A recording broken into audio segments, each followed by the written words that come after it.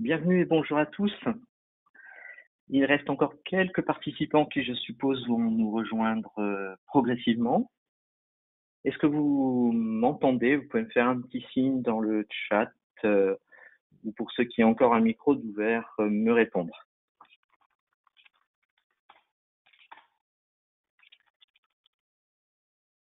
Moi, je vous entends. Je sais si mon micro est ouvert ou pas. Voilà. Alors, Je c'est vous entends. parfait.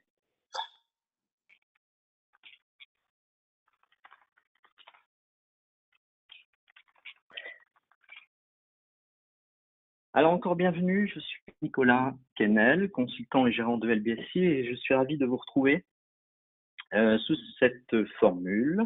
Et j'ai le plaisir d'animer donc cette réunion d'information. Nous pouvons à présent réellement démarrer ce webinaire. Je vous remercie d'être présents et finalement si nombreux. Je suis assez impressionné par votre disponibilité et votre intérêt.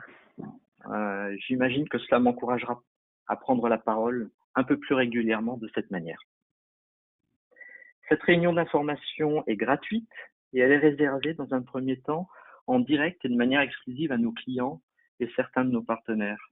La forme s'en veut volontairement la plus ludique possible, vous allez voir sur les slides à venir, d'autant plus que les sujets sont assez importants. Merci à Maître Waknin et à Michel Bord de m'accompagner sur le sujet. Bien, nous allons essentiellement traiter du RGPD cet après-midi. J'ai prévu une fin d'intervention dans les coups de 16 heures. Après, c'est pas forcément un horaire fixe en fonction des questions qui seront à traiter. Dans le cadre de RGPD, vous allez voir que c'est très impactant pour vos entreprises et j'espère que nous saurons vous apporter un éclairage utile. Enfin, j'ai quelques précisions importantes concernant les modalités de ce webinaire. Sachez qu'un support en rapport avec cette présentation donc, vous sera fourni de manière dématérialisée. Je vais également faire tout mon possible pour que l'intégralité du webinaire soit enregistrée et également mis à votre disposition pour une lecture ultérieure ou un partage. Vos micros, à part celui des deux participants qui m'accompagnent, sont fermés par mes soins afin de garantir une présentation audible.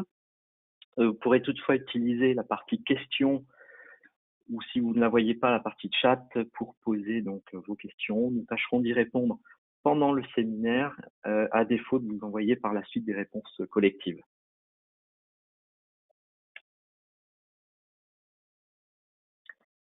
Alors démarrons, si vous le voulez bien, en rappelant qui nous sommes, même si la plupart d'entre vous me connaissez déjà bien et connaissez déjà bien LBSI. C'est bien au siècle dernier, comme j'aime à le dire, que mon épouse Brigitte et moi-même avons créé LBSI. C'est un soutien sans faille au quotidien que j'ai la chance d'avoir de sa part et dont chacun de vous bénéficie finalement, même si elle reste un peu dans l'ombre, un peu comme Madame Combo. L'objet principal de LBSI, c'est aider les entreprises à exploiter leur gestion avec des outils informatiques. En effet, le sens initial et continu de LBSI est de vous fournir les solutions de gestion adaptées à votre entreprise, ainsi que les services nécessaires à votre montée en compétences.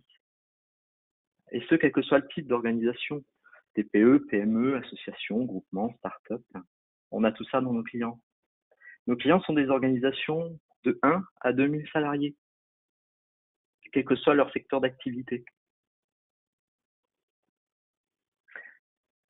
Alors, les solutions, quant à elles, sont très simplement définies sur 3 axes.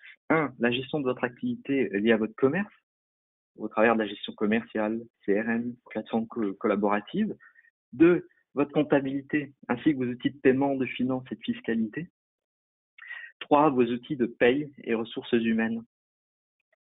Les cas d'utilisation, nous sommes en mesure d'installer ces applications sur vos propres serveurs et PC, y compris en client léger, aussi de manière hébergée sur des data centers français répliqués et sécurisés, enfin directement sur le cloud, par exemple sur de la plateforme Azure. LBSI est certifié depuis de très nombreuses années sur les solutions 7Je Sens et 7Je Paye. Il s'agit du plus haut niveau de certification appelé 7Je PME Hotline. Depuis 2010, nous disposons également de la certification EBP PME OpenLine.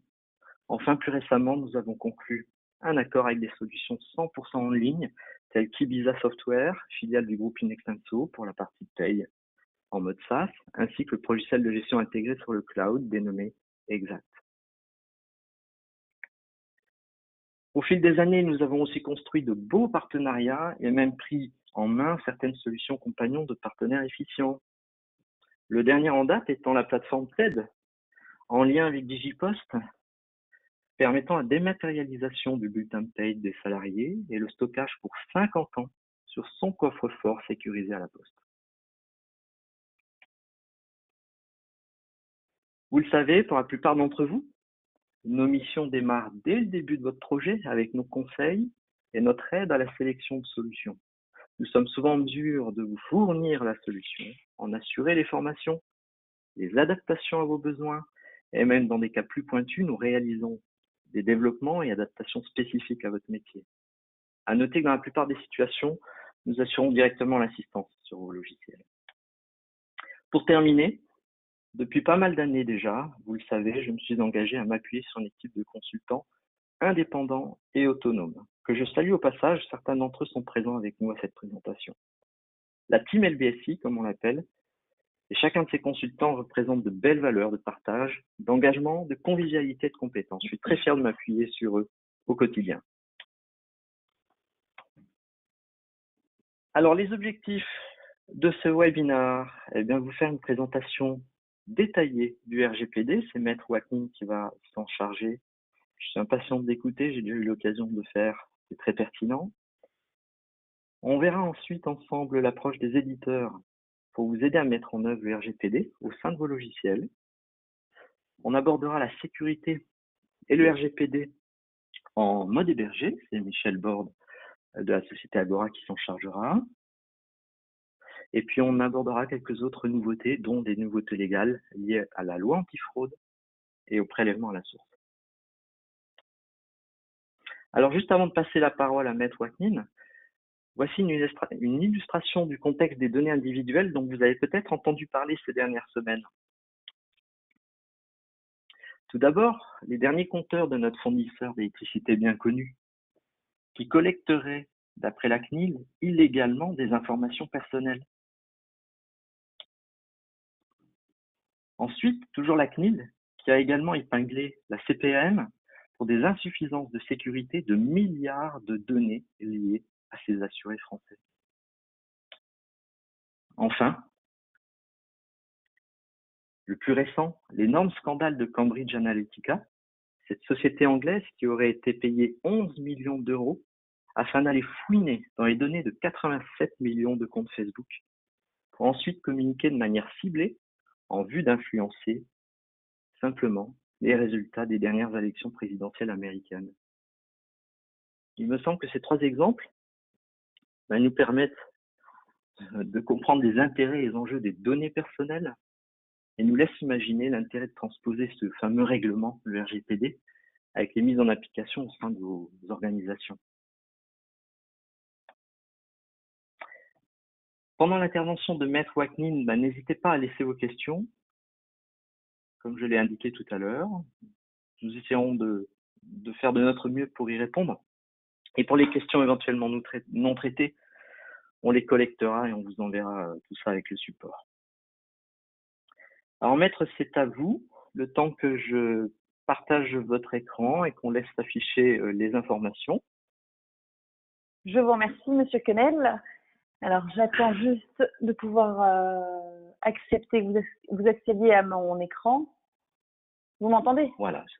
Oui, je vous entends parfaitement. Ok, C'est en train de se faire. Voilà. parfait. Je pense que, Voilà.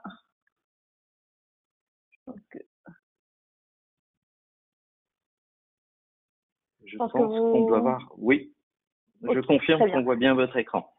Bon, parfait. Alors, bonjour à tous. Je me présente. Je suis Esther Wakmin. Je suis avocat au barreau de Strasbourg maintenant depuis plusieurs années.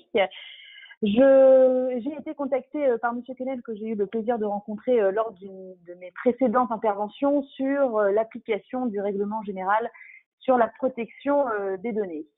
Alors, avant de vous présenter les impacts de ce règlement général sur votre entreprise et sur les obligations juridiques et légales qui vont peser sur vous en tant qu'employeur, en tant que vendeur, en tant que fournisseur, en tant que sous-traitant, je vais brièvement me présenter pour savoir, voilà, pour que vous puissiez en tout cas me connaître même si vous ne me voyez pas.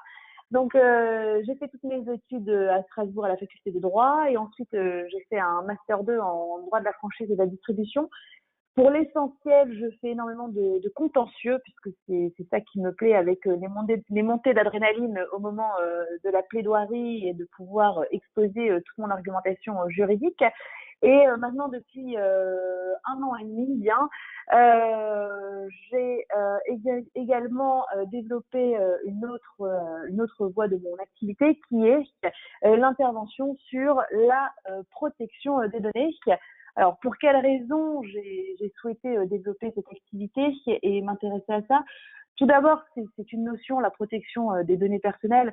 Alors, c'est une notion, je ne sais pas pour vous, mais pour moi, il y a encore 1 an et demi, c'était une notion que je ne connaissais pas du tout. On me parlait des données personnelles, mais je ne voyais pas trop en quoi cela m'apportait.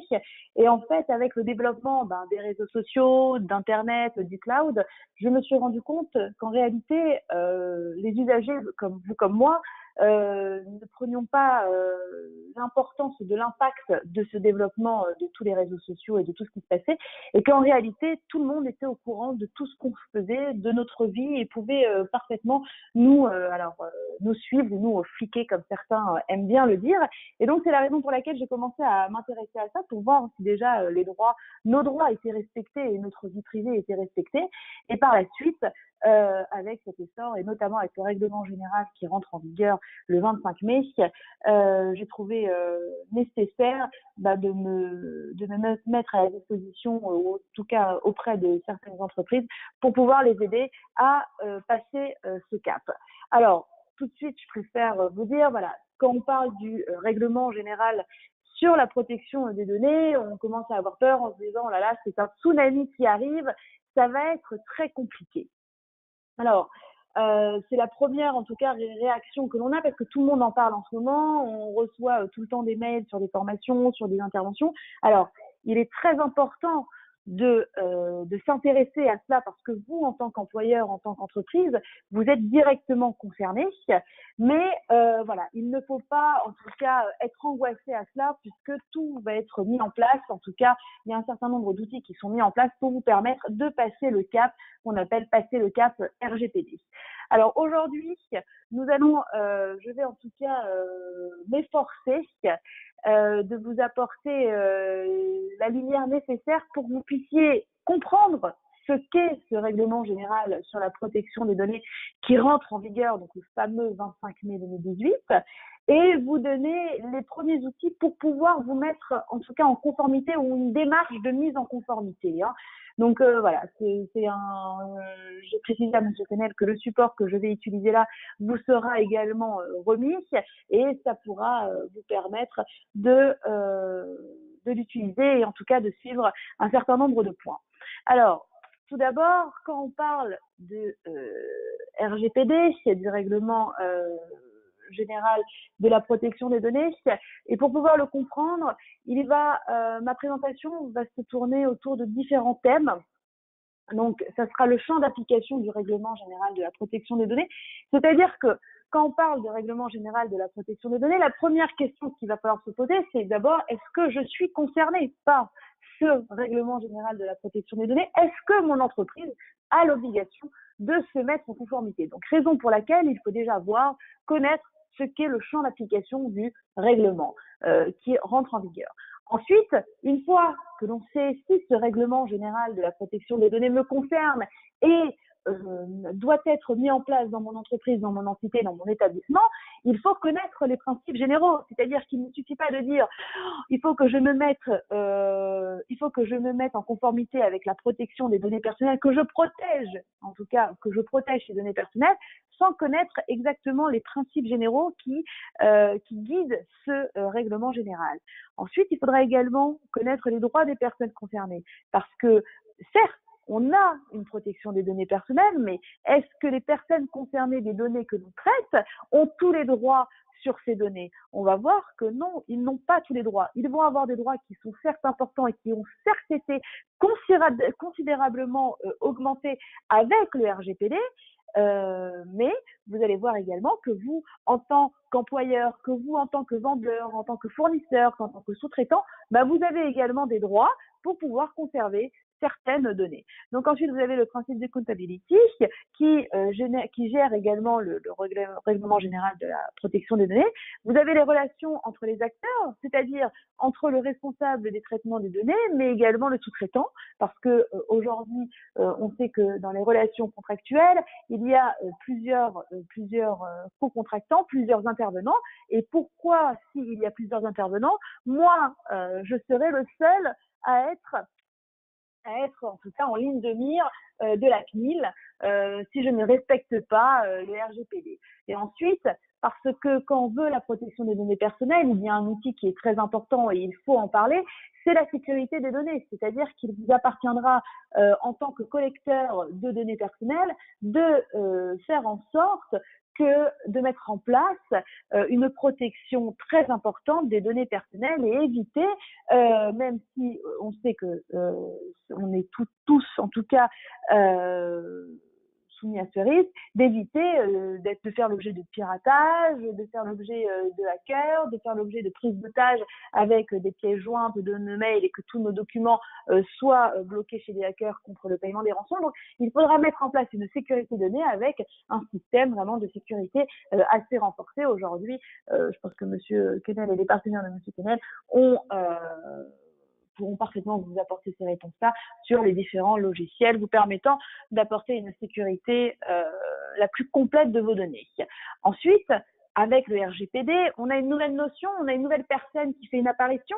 Alors, cette nouvelle personne, c'est le délégué de la protection des données.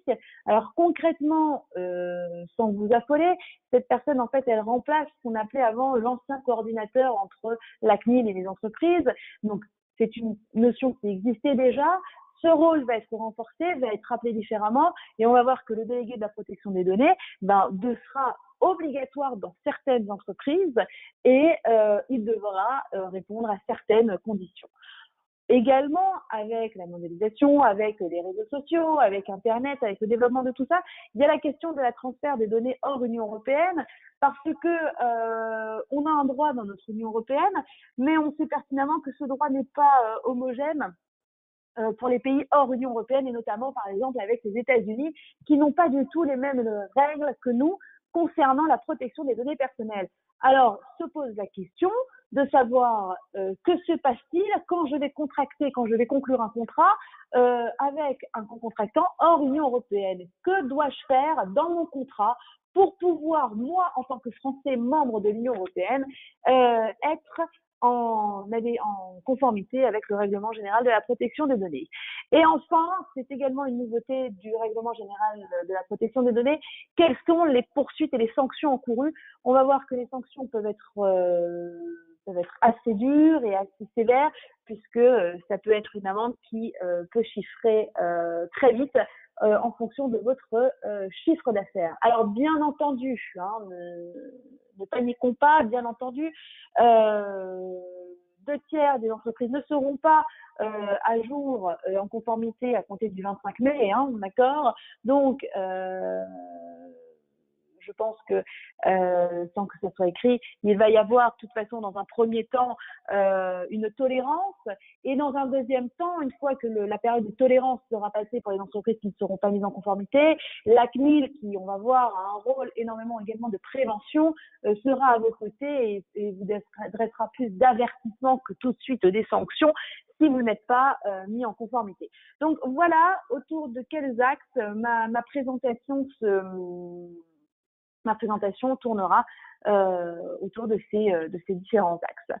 Alors, tout d'abord, quand on parle de la protection des données personnelles, je ne sais pas pour vous, mais en tout cas pour moi, je me suis toujours posé la question avant de m'intéresser à ça. Concrètement, c'est quoi une donnée personnelle? Parce que vous pouvez en tout cas, vous pouvez vous intéresser au règlement général de la protection des données, mais il faut revenir à l'essentiel, il faut revenir aux bases en se demandant concrètement qu'est-ce qu'une donnée personnelle, et vous allez voir que tout ce qui nous entoure n'est pas forcément une donnée personnelle.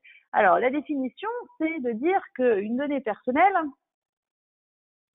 non, attendez, excusez-moi. Une donnée personnelle, c'est… je vais juste réduire le… Monsieur Kenneth, excusez-moi, je veux juste réduire les onglets à droite. Alors, vous avez une petite flèche blanche sur un fond orange qui permet de réduire le panneau de configuration. Voilà, merci. Merci, excusez-moi. Voilà. Donc, une donnée personnelle, alors, une donnée à caractère personnel correspond donc en droit français à toute information relative à une personne physique identifiée ou qui peut être identifiée directement ou indirectement par référence à un numéro d'identification ou à plusieurs éléments qui lui sont propres. Donc, concrètement, si on veut essayer de vulgariser un peu cette définition, une donnée personnelle, c'est quoi? C'est tout élément qui va permettre d'identifier donc une personne physique, vous et moi, d'accord, par l'intermédiaire de différents éléments. Alors, les premiers éléments qui peuvent caractériser et qui peuvent parler d'une donnée personnelle, c'est mon nom, votre nom, hein. Donc quand on parlera de WACNIL, on peut facilement m'identifier, même s'il y en a plein, ou des Schmitt ou des Dupont, voilà, mais c'est, en tout cas, c'est une donnée personnelle. Mon nom de famille est une donnée personnelle.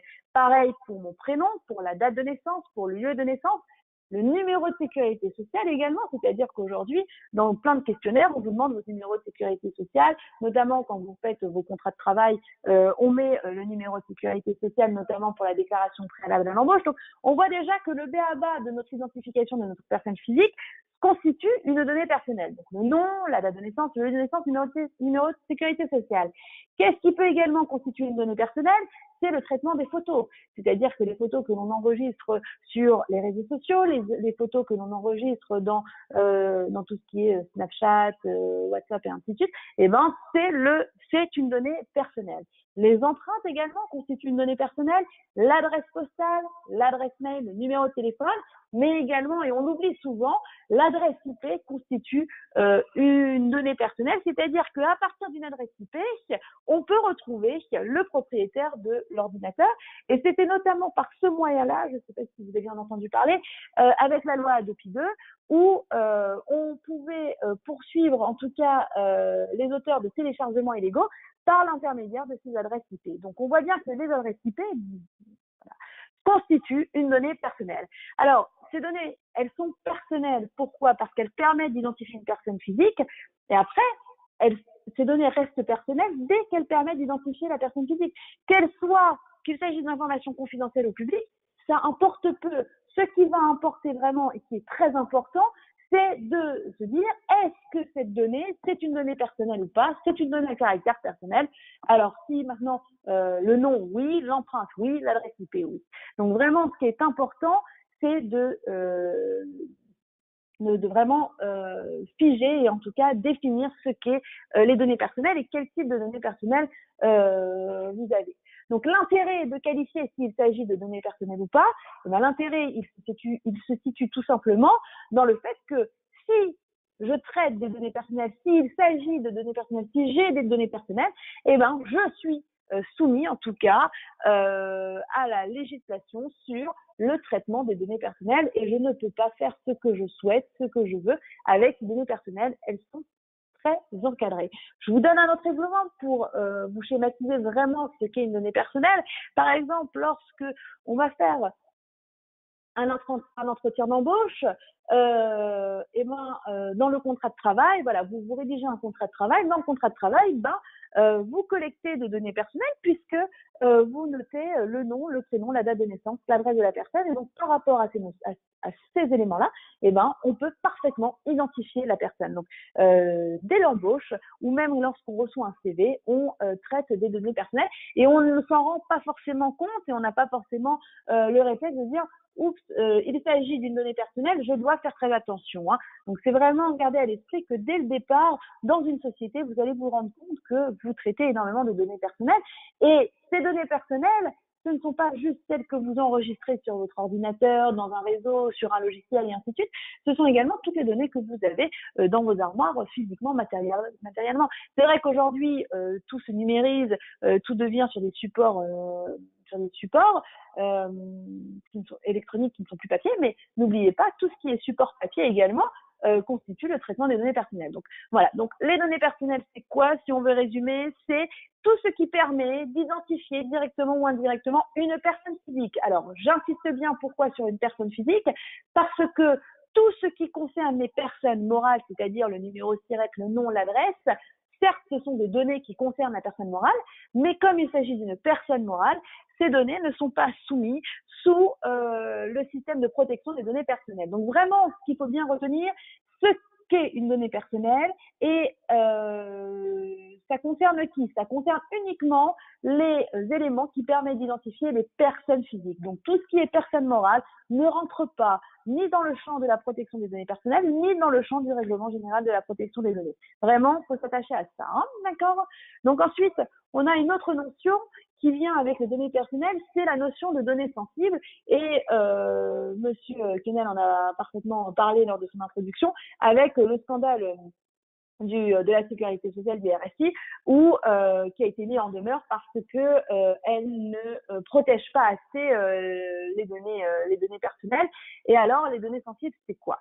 Les données sensibles, c'est une information qui révèle les origines raciales ou ethniques, les opinions politiques, philosophiques ou religieuses, l'appartenance syndicale, la santé ou la vie sexuelle d'une personne physique.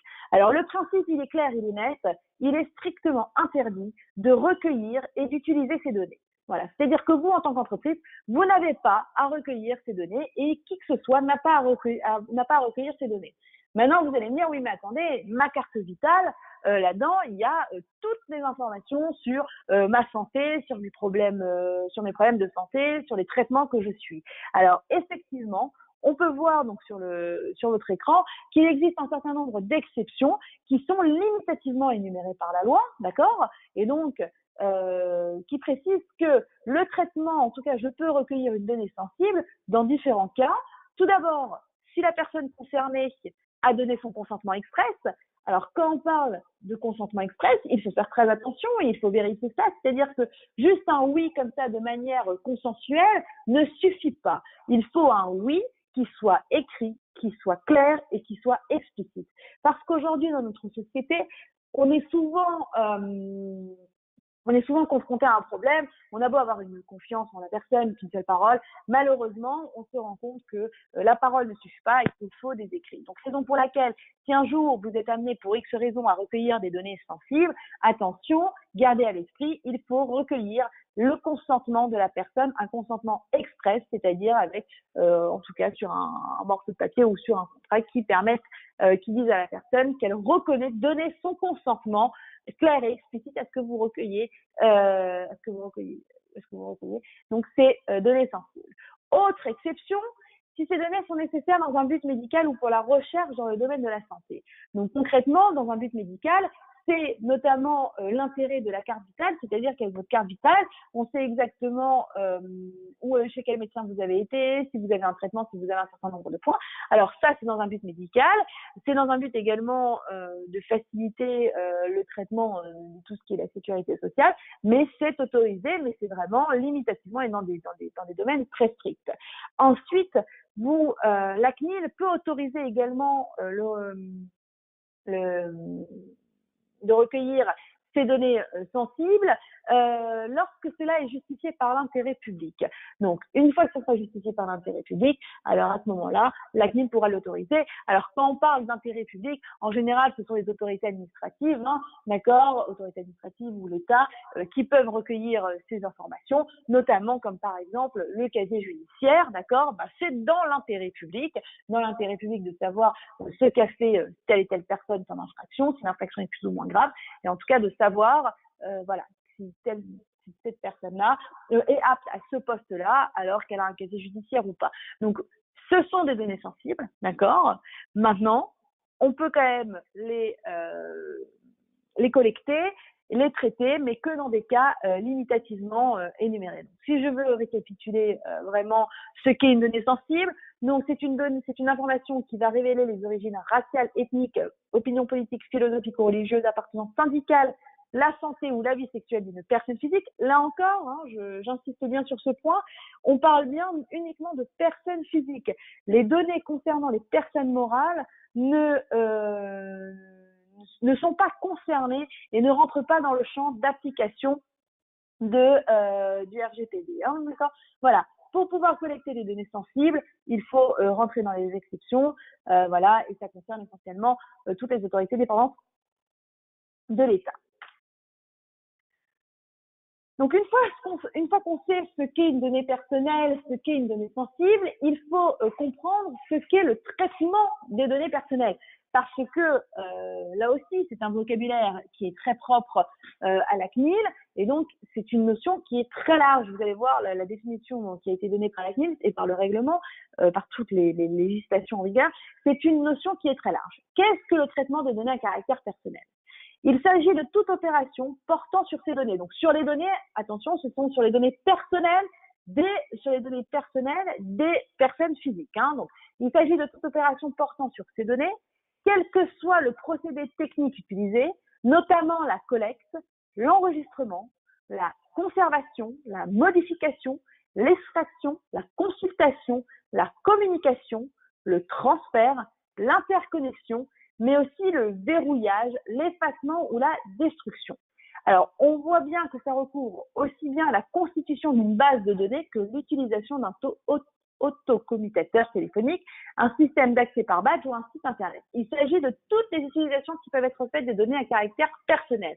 Donc, concrètement, si je veux également rendre plus accessible cette définition, concrètement, c'est le traitement des données personnelles, c'est que dès que j'ai une donnée personnelle, ce que j'en fais, à ce moment-là, je la traite. Et donc, ça peut passer par différentes opérations. Alors, ça peut passer par, vous allez voir, par la collecte. Alors, qu'est-ce que la collecte ? La collecte, c'est-à-dire, c'est la récupération des données personnelles. Elle doit être faite exclusivement auprès de la personne concernée et les données ne peuvent être récupérées auprès des partenaires sans une autorisation explicite de la personne concernée. Alors, par exemple, comment peut se faire la collecte ? Elle peut être effectuée par le biais d'une fiche de renseignement, d'un bordereau d'inscription, d'un formulaire sur un site internet, par exemple. Alors, je vous donne un exemple. Vous allez chez le médecin, d'accord, pour remplir votre fiche, on va vous demander, pour vous connaître, mis à part votre carte vitale, on va vous demander de remplir un formulaire, votre date de naissance, est-ce que vous avez des allergies, votre numéro de sécurité sociale, votre adresse, quels sont vos antécédents médicaux. Déjà, ça, c'est de la collecte. C'est-à-dire que je les inscris sur une fiche de papier, d'accord, sur un morceau de papier. Je peux également les inscrire aujourd'hui, je pense que vous comme moi, on transmet nos données personnelles au moins une fois par jour sur Internet. Hein. C'est-à-dire que lorsqu'on veut télécharger un document, lorsqu'on veut s'inscrire quelque part sur un site, ou lorsqu'on veut faire un achat sur Internet, on vous demande de rentrer vos données personnelles et ça, c'est de la collecte. Donc ça, c'est l'opération de base, c'est la base du traitement des données personnelles. Ensuite, une fois que je collecte, soit je détruis, soit je l'enregistre.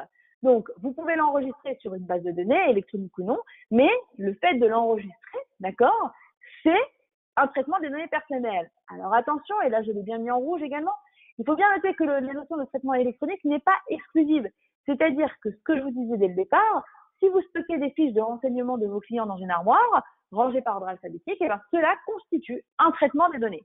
Donc, si on essaie déjà de récapituler pour pouvoir avancer, Donc, on a des données personnelles qui permettent d'identifier, ce sont des éléments qui permettent d'identifier directement ou indirectement toute personne physique. Donc, on a écarté les personnes morales. Attention aux données sensibles, où le principe, c'est qu'il est strictement interdit de recueillir des données sensibles, sauf dans des cas limitativement énumérés par la loi ou autorisés par la CNIL. Une fois qu'on a ces données personnelles, une fois qu'on sait ce que sont les données personnelles, on va les traiter. Donc, 4 types d'opérations de traitement des données. Ça va être la collecte, c'est-à-dire que je donne les informations. Ça va être l'enregistrement, c'est-à-dire que je vais les mettre dans une base de données ou je vais tout simplement les mettre dans mon armoire ou dans mon tiroir ou dans mes hamacs, comme ce qu'on faisait il y a quelques années. Là, voilà. Et alors ensuite, vous les collectez, vous les enregistrez. Vous pouvez également faire de la conservation des données personnelles. Alors, je vais vous donner un exemple qui va sûrement vous parler à un certain nombre d'entre vous. Je vous donne un exemple. Vous avez reçu un CV vous avez fait une offre d'emploi sur Pôle emploi ou sur un site et ainsi de suite. Donc déjà, voilà. Vous allez avoir un certain nombre de candidats. Ces candidats vont vous envoyer ces CV. Donc, les CV, vous allez par exemple les recevoir par mail. Alors, le fait de les avoir par mail, c'est que vous collectez et que vous enregistrez les données personnelles. Parce que vous êtes bien d'accord avec moi que sur le CV, il y a un certain nombre d'éléments qui permettent d'identifier directement ou indirectement la personne physique. Maintenant, qu'est-ce que vous allez faire avec ce CV? Et sans vouloir trop m'avancer, mais je pense que, on va dire, allez, les 3/4 des personnes comme moi, vous allez conserver ce CV. C'est-à-dire que vous allez le conserver dans votre boîte mail. Alors, disons que vous l'avez imprimé. Si finalement vous ne retenez pas le candidat, je pense peut-être que vous allez déchirer ce CV et le mettre à la corbeille. En revanche, dans votre boîte mail, vous allez le garder ce CV parce que vous allez, alors, soit vous vous dites je le garde parce que cela peut m'être utile, soit vous allez omettre de l'effacer. Et ça, de conserver ce CV-là dans votre boîte mail, dans votre boîte de réception, ou même sur votre bureau, c'est de la conservation. Et donc, vous gardez des données personnelles en dehors de la durée de leur traitement. C'est-à-dire que vous n'avez pas besoin, en tout cas, vous n'avez pas besoin de garder ce CV si vous ne gardez pas la personne. Donc, le traitement des données, c'est quoi? C'est la collecte, c'est l'enregistrement, mais c'est également la conservation. Mais également, qu'est-ce que font d'autres entreprises lorsque, par exemple, on va s'adresser à des entreprises, à des prospects qui nous vendent des fichiers? Ces entreprises qui vendent des fichiers de nom, ces entreprises, elles transfèrent et elles communiquent, elles exportent les données personnelles. C'est-à-dire que non seulement elles vont les collecter, elles vont les enregistrer, elles vont les conserver, mais en plus elles vont les vendre. Donc on voit bien que le traitement des données personnelles recouvre un certain nombre d'opérations assez larges et vastes pour les entreprises, et c'est-à-dire que ça va entièrement nous concerner, d'accord? Donc c'est un certain nombre d'opérations. Je répète, c'est je collecte, j'enregistre, je conserve et je communique ou je transfère. Mais attention, ça ne veut pas dire automatiquement et obligatoirement que le traitement des données personnelles, c'est ces 4 opérations cumulées. C'est-à-dire que moi seule, par exemple Esther Watnil, je peux uniquement que collecter des informations. C'est également ce que je fais dans le cadre de mon travail. Je collecte, j'enregistre et je conserve. Alors même si ma bonne foi est de dire que je n'ai pas besoin de conserver mes dossiers, mais voilà, le temps fait que de temps en temps on a du mal à archiver parce qu'on n'a pas le temps, je vais conserver un certain nombre d'informations, mais je transfère également. Comment est-ce que je transfère? Mais je vais transférer dans le cadre des dossiers, même si c'est couvert sous le secret professionnel, je vais transmettre un certain nombre d'informations, notamment au tribunal des données personnelles de mon client. Voilà. Alors, c'est encadré par la loi. C'est pour vous schématiser, d'accord? Mais une personne ne peut que collecter et pas enregistrer, pas conserver. Donc vraiment, le traitement des données, c'est pas ces 4 opérations cumulées, ça peut être une de ces 4 opérations, comme 2 opérations, 3 opérations ou 4 opérations. En tout cas, ça recouvre un certain nombre d'opérations que vous faites. Et jusqu'à aujourd'hui, peut-être, hein, en tout cas, moi, c'est tant que je m'étais pas intéressée à la question, je l'ignorais, mais en tout cas, je me rends compte qu'aujourd'hui, on traite énormément de données personnelles, que ça soit mes propres données personnelles me concernant moi à titre personnel, ou les données personnelles des gens qui m'entourent, ou des gens pour qui je travaille, ou des partenaires, des clients, des entreprises, voilà. Donc, on se rend compte vraiment de l'impact et de l'importance de ça. Et on se rend compte pourquoi est-ce qu'il faut une protection, c'est en fait pour protéger sa vie privée, c'est-à-dire que ce n'est pas parce que vous avez ces informations-là qu'il faut les utiliser. Hein, d'accord, voilà. Donc, données personnelles, données sensibles, on peut les traiter dans quel type d'opération? La collecte, l'enregistrement, la conservation, la communication. Maintenant, la question qui se passe, c'est qu'il y a des traitements qui sont particuliers. En effet, vous allez avoir le traitement des données et la liberté d'expression et d'information. Alors, c'est notamment le cas, et alors là, c'est également dans le vif du sujet d'actualité, c'est par exemple tout ce qui est journalistique, c'est-à-dire comment conserver, comment accepter et équilibrer la balance entre le traitement des données personnelles et la liberté d'expression et d'information, pour laquelle, voilà, qui est un droit fondamental. Donc là aussi, les États membres devront mettre en place un certain nombre de choses pour pouvoir être en conformité avec la réglementation européenne. Mais également, tout ce qui est le traitement et accès du public aux documents officiels. Là aussi, c'est un traitement particulier, d'accord? Et donc, il faudra également trouver un équilibre entre la balance, entre le traitement des données et l'accès du public aux documents officiels, tout en étant conforme aux droits de l'Union européenne. Un autre problème qui vous touche, et plus que les documents officiels peut-être, c'est le traitement des données dans le cadre de la relation travail. Donc, on avait déjà, par exemple, expliqué le problème du CV. On a expliqué, par exemple, le problème des données personnelles lorsque j'embauche quelqu'un, je réalise un contrat de travail. Autre donnée personnelle, les fiches de paye. Et là, ça va être assez compliqué parce qu'il a même été, alors, je dis bien sous couvert de comment ça va être appliqué, hein, mais il semblerait même que la CNIL interdirait par la suite qu'on transmette les fiches de paye par mail. Pourquoi? Parce que vous collectez, vous enregistrez et vous conservez ces informations, ces données personnelles, et d'après les premières informations qu'on a eues, alors là c'est tout frais, hein, c'est vraiment des dernières actualités qui sont tombées, et ben en fait ça ne serait pas fait cela dans une finalité recherchée, et donc vous seriez en infraction. Alors, comme je vous l'ai dit, il va falloir trouver de toute façon des solutions à toutes ces difficultés.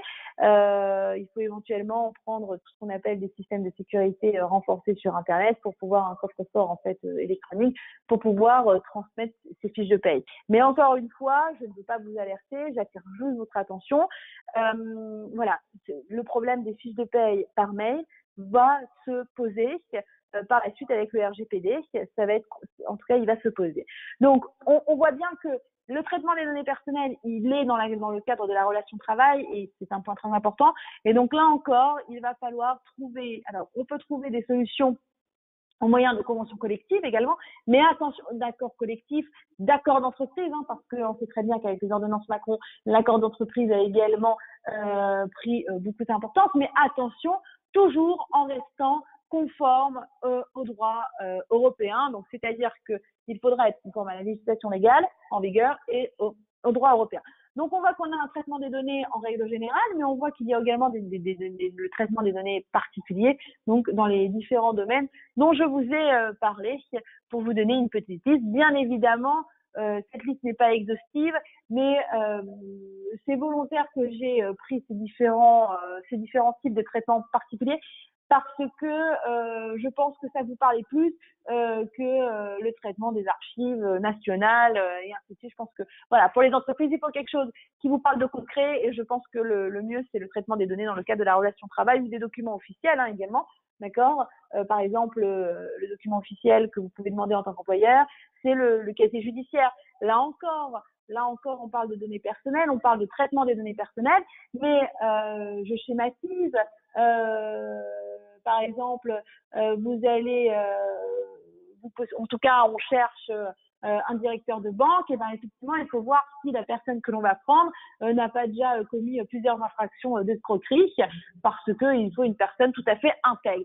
Donc, là, c'est de nouveau la balance entre le respect des données personnelles, mais l'intérêt collectif et l'intérêt public, c'est-à-dire je ne peux pas mettre n'importe qui à la tête d'une banque, directeur d'une banque, directeur d'une entreprise, président et ainsi de suite. Donc il faut vraiment accepter qu'il y ait cette balance, accepter qu'il y ait cet équilibre et réussir à maintenir cet équilibre tout en gardant le respect et la protection des données personnelles, mais aussi le respect de l'intérêt public. Alors, on vient à la conclusion, mais la conclusion que de l'introduction. Hein. Alors, voilà, sans vouloir vous faire peur, mais voilà, je pensais qu'il était nécessaire, en tout cas, de vous donner des notions préliminaires, ou en tout cas des définitions, pour pouvoir, en tout cas, aborder de manière beaucoup plus sereine le règlement général de la protection des données, en sachant tout d'abord ce qu'est une donnée personnelle, les données sensibles, et ce que recouvre le traitement. Une fois que l'on sait ça, eh ben, on peut rentrer directement dans le vif du sujet avec le règlement général de la protection des données, juste avec encore un petit point avant de vous donner les 8 leçons que j'ai mis en place. Alors, il y en a qui font ça sous forme des 10 commandements, sous forme de 10 leçons. Moi, j'ai essayé de clarifier encore plus ces choses, de vous mettre ça sur 8 leçons. C'est 8 lignes directives qui vous permettront en tout cas, je l'espère, de vous permettre de commencer un travail de mise en conformité. Donc, les traitements des données sont donc toutes les actions, qu'elles soient de grande envergure ou non, sur des données à caractère personnel des citoyens européens. Oui, effectivement. Alors, qu'elles soient de grande envergure ou non, qu'on parle de traitement des données d'une seule personne ou de 100 000 personnes, ça n'a aucun impact, ça n'a aucune différence. La seule chose qu'il y a à faire, c'est que vous traitez des données personnelles. Donc, c'est ça qui est vraiment très important, c'est le traitement des données que vous faites. Qu'il s'agit du traitement des données d'une seule personne ou de milliers de personnes, ça n'a aucun impact. Vous êtes soumis au respect du règlement général de la protection des données, ou en tout cas sous les règles de la protection des données personnelles. Voilà. Alors, une question qui peut se poser concrètement, parce que qui est derrière tout ça? Qui est le grand méchant loup, en tout cas, qui va nous faire avoir des sueurs pour le mois de mai? Eh ben, qui est en charge de la protection des données personnelles? Qui est en charge du contrôle des traitements des données personnelles? Alors, c'est en France, vous allez avoir une autorité administrative qui est indépendante, qui va avoir 4 missions principales, hein, d'accord, mais qui est chargée de veiller à la protection des données personnelles, de contrôler la bonne application des lois et des règlements en vigueur. Il s'agit de la CNIL. Alors, vous avez déjà tous entendu parler de la CNIL, hein, ça j'en suis convaincue. La CNIL, donc, c'est la Commission nationale de l'informatique et des libertés, parce que ce que j'ai oublié de dire en préambule, c'est que certes, il y a ce règlement général de la protection des données, mais attention, ça vient pas de nulle part, c'est-à-dire que c'est une nouvelle loi, c'est pas une nouvelle loi, mais c'est un nouveau règlement, une nouvelle législation qui vient en fait compléter ce qui existait déjà. C'est-à-dire que toutes ces notions, à part mis certains points, d'accord, mais la majorité de ces notions sont déjà, en tout cas, ont déjà été traitées par la loi sur les libertés nationales informatiques, par la directive européenne. Donc, c'est des notions qui existent, qui ont été complétées, par le règlement. Donc, la CNIL, elle existe quand même depuis un certain nombre d'années. Son site internet est extrêmement bien fait, d'accord. Ça peut être un outil pour vous. Ils ont fait, alors ça peut faire sourire également. Ils ont fait les RGPD pour les nuls. En fait, c'est sous forme de BD, et donc ça vulgarise toute la législation, et ça peut être beaucoup plus parlant que lire les articles du règlement. Donc la CNIL, elle a un rôle très important, et on va même dire que c'est le régulateur des données personnelles, et c'est même elle par la suite, vous allez voir, qu'il va avoir un pouvoir de sanction, hein, d'accord. Donc elle a un pouvoir régulateur des données personnelles, elle va accompagner les professionnels dans leur mise en conformité, mais elle va également les particuliers à maîtriser leurs données personnelles et exercer leurs droits. Pourquoi? Je vous donne un exemple. Vous comme moi, on reçoit des mails de prospection en disant voilà, vous faites partie d'une liste, d'un mailing, et vous allez avoir plein de promotions. Vous souhaitez être enlevé de cette liste. Alors souvent on vous dit si vous souhaitez arrêter de recevoir cela, vous pouvez mettre stop. Mais souvent ces entreprises-là passent outre notre message de stop ou notre mail de enlevez-nous de vos listes. Et donc, si vous leur faites un courrier de mise en demeure en disant enlevez-moi votre liste et qu'ils ne le font pas, la CNIL peut également se substituer à vous et les mettre en demeure de vous enlever de ces listes.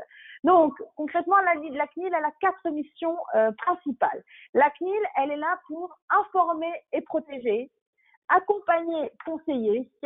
Elle est là pour contrôler et sanctionner, mais également anticiper. Alors, si on reprend informer et protéger. Alors, la CNIL, elle informe. Alors là aussi, c'est important. Elle va informer tant les particuliers, donc vous comme moi, en tant que particulier, en tant que non professionnel dans notre vie privée.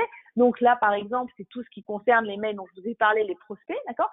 Mais également les professionnels, parce que vous comme moi, en tant que professionnel, on est tenu à cette mise en conformité, on est tenu par ces obligations.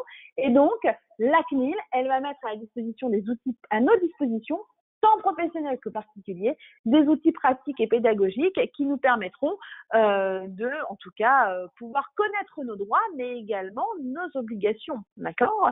Elle est là pour nous accompagner et conseiller. Donc, en fait, elle va pouvoir certifier en fait la conformité des processus.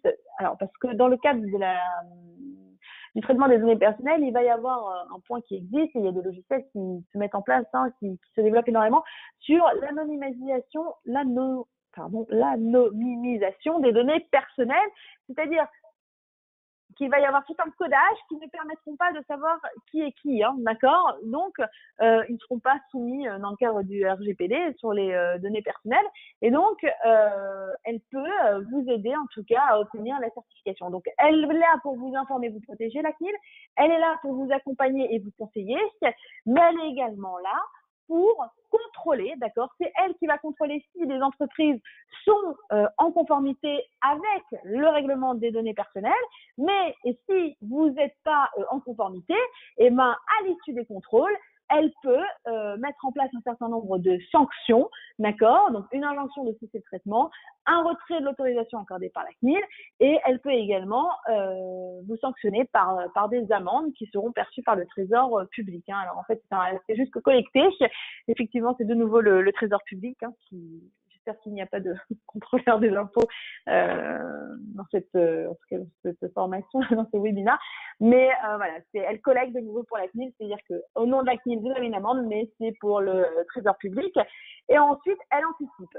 Ça veut dire quoi, elle anticipe? C'est-à-dire qu'elle doit constamment être en réflexion pour dire, voilà, avec le développement de tout ce qui se passe, le développement de tout ce qui se passe du cloud, du surf, d'internet, et ainsi de suite, eh bien, il faut anticiper les problèmes qu'il peut y avoir et l'atteinte qu'il peut y avoir aux droits, aux données personnelles. Et donc, elle doit également anticiper et travailler en amont avec les entreprises pour éviter une atteinte à ces droits. Voilà. Alors maintenant, on arrive au règlement général de la protection des données par rapport au régime antérieur. Alors, c'est ce que je vous disais. Ce que je vous disais antérieurement, c'est ça sort pas de nulle part, ce règlement. Il vient en fait compléter et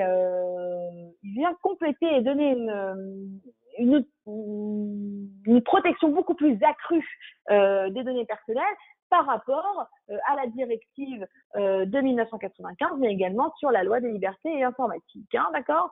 Donc, attention, date du 25 mai 2018.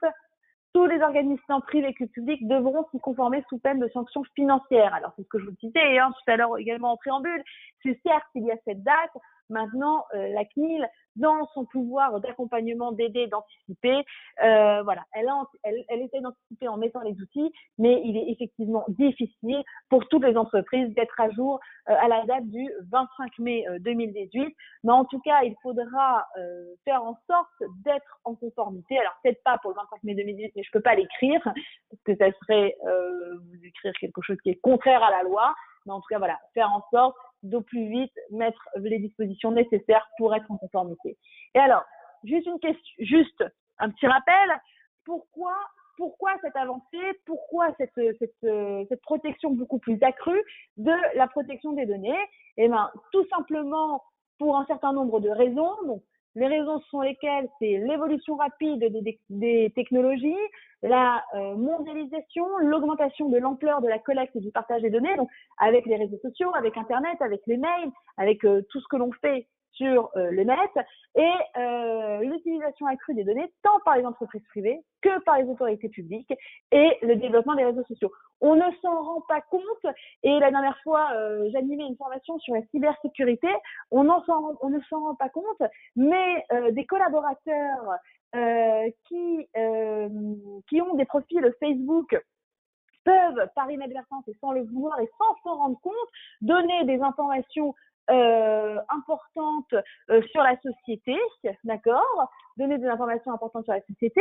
Alors, ces informations, attention, ne seront pas des données personnelles, d'accord? Ne seront pas des données personnelles, puisqu'on a vu que les données personnelles ne concernaient pas les personnes morales, mais en mettant un certain nombre d'informations et en ne sensibilisant pas les collaborateurs sur l'utilisation accrue des réseaux sociaux, eh ben, vous pouvez mettre en péril votre système de sécurité et donc mettre en péril tout ce qui est toutes les données personnelles que vous conservez, que vous collectez, que vous enregistrez pour des tiers. Donc, c'est pour ça, il faut vraiment faire attention à ce que l'on met.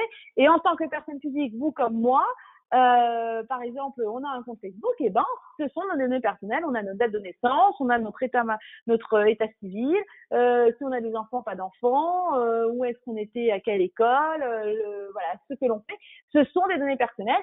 Et donc là également, il y a toute une politique qui est mise en place, et souvent là de plus en plus, je ne sais pas si vous vous rendez compte, mais il y a de plus en plus d'informations où on vous demande de cocher un certain nombre de choses pour donner votre consentement, d'accord? Et concrètement, quand on va maintenant sur des sites où on nous demande nos données personnelles, il ne se contentera plus de dire je m'y oppose pas, mais il faudra accepter, hein, d'accord? Donc il faut, compte tenu de tous ces éléments, il faut donc un cadre de protection des données solide et cohérent au sein de l'Union européenne afin de protéger au mieux votre vie privée, puisque les données personnelles ont un impact sur votre vie privée ou sur la vie privée de vos salariés et collaborateurs. Alors, les objectifs poursuivis du règlement, ils sont harmoniser tout d'abord le droit européen sur la protection des données personnelles, protéger les libertés et les droits fondamentaux des personnes physiques, et en particulier leur droit à la protection des données à caractère personnel. Il faut garantir le bon fonctionnement du marché intérieur, faciliter le libre flux des données, parce que comme il y a la libre circulation des personnes et des marchandises, eh bien, il y a également la libre circulation des données, d'accord, puisqu'on voit que des sociétés peuvent transférer un certain nombre de données, ben là, il faut faciliter le flux. Et ensuite, avoir un champ d'application territorial beaucoup plus large que celui de la directive de 1995, c'est-à-dire que non seulement ça s'applique au sein de l'Union européenne, mais ce RGPD s'appliquera également dès lors qu'un responsable du traitement ou un sous-traitant est établi sur le territoire de l'UE ou qu'un résident européen soit directement visé par un traitement de données. Ça veut dire quoi? Ça veut dire qu'il suffit que votre entité soit sur le territoire de l'Union européenne pour que vous soyez soumis à la protection des données personnelles, même si vous contractez avec des entreprises internationales hors Union européenne. C'est parce que vous êtes sur le territoire que c'est comme ça. Ou, et donc ça élargit considérablement, ou c'est parce que vous traitez avec un résident européen. Et donc se pose par exemple le problème des entreprises américaines sur Internet, hein, où on va collecter un certain nombre. Et ben normalement, si ces entreprises, si ces sites américains nous sont ouverts, les États-Unis devraient respecter notre règle concernant la protection des données. Alors, on va pas se faire d'illusions, hein, on vit pas dans le monde des bisounours. Effectivement, il y a plein de sites américains ou hors Union européenne, même Union européenne, hein, qui ne sont pas en conformité avec toute la protection des données à caractère personnel. Donc, je ne peux que vous conseiller et attirer votre attention sur le fait que tant à titre personnel, faites attention quand vous rentrez un certain nombre d'éléments sur les sites internet à titre personnel, mais également en tant qu'employeur, eh ben, soyez attentif à ce que vous demandez à vos salariés et comment vous collectez les informations de vos salariés, collectées, conservées et transférées. Donc voilà. Donc le champ d'application, donc on a vu matériel, et le champ d'application, on a vu, excusez-moi, territorial, maintenant le champ d'application matériel, c'est-à-dire qu'il s'applique, donc le règlement général, donc on a vu dans quelle manière il allait s'appliquer si l'entreprise ou le résident était dans le cadre de l'Union européenne, mais il va s'appliquer de manière matérielle, il s'applique au traitement des données personnelles automatisées tout en partie, ainsi qu'au traitement non automatisé de données personnelles contenues ou appelées à figurer dans un fichier. Donc par exemple, votre registre du personnel, d'accord, et ben c'est le traitement des données personnelles. Donc vraiment, il faut vraiment faire attention et ne pas dire ah, le traitement des données personnelles, ça ne concerne que ce qui est sur le net, non, que ce qui est sur le logiciel, non. Le traitement des données personnelles concerne tant tout support électronique, d'accord, mais également tout support matériel, d'accord, que vous pouvez avoir au sein de votre bureau, bureau physique, hein, d'accord. Et donc, attention, je le répète également, sont également exclus, ils ne sont pas visés par le RGPD, donc tout ce qui concerne les données personnelles des personnes morales. Donc, et le traitement de données personnelles exclues se réaliser par des personnes physiques dans leur cadre de leur vie privée. D'accord? Donc là, effectivement aussi, tout ce qui concerne la vie privée, ça ne rentre pas dans le champ d'application. Donc, on arrive à nos 8 leçons. D'accord? Donc, pour que ça soit plus facile pour vous, 8 leçons. D'abord, première leçon, c'est est-ce que mon entreprise, elle est concernée par le règlement général de la protection des données ou comment déterminer si mon organisation est soumise à ce document. Le principe, c'est que le règlement, il s'applique à tous. D'accord? À partir du moment où vous êtes française, à partir du moment où vous êtes dans un des États de l'Union européenne, le règlement, il s'applique tant pour vous que pour moi. Maintenant, le principe, il est général. Il faut quand même vérifier un certain nombre de critères. J'ai essayé de les regrouper pour que ça soit le plus clair possible. On va parler de 3 critères. Critères du champ d'application territorial, critères du champ d'application matériel et critères sur ce que collecte mon entreprise. Donc, tout d'abord, le critère du champ d'application territorial, c'est ce qu'on vient de voir, c'est-à-dire est-ce que je suis établi sur le territoire de l'UE ou est-ce qu'un résident européen est directement visé par un traitement des données. D'accord? Donc ça, c'est vraiment le champ d'application territorial.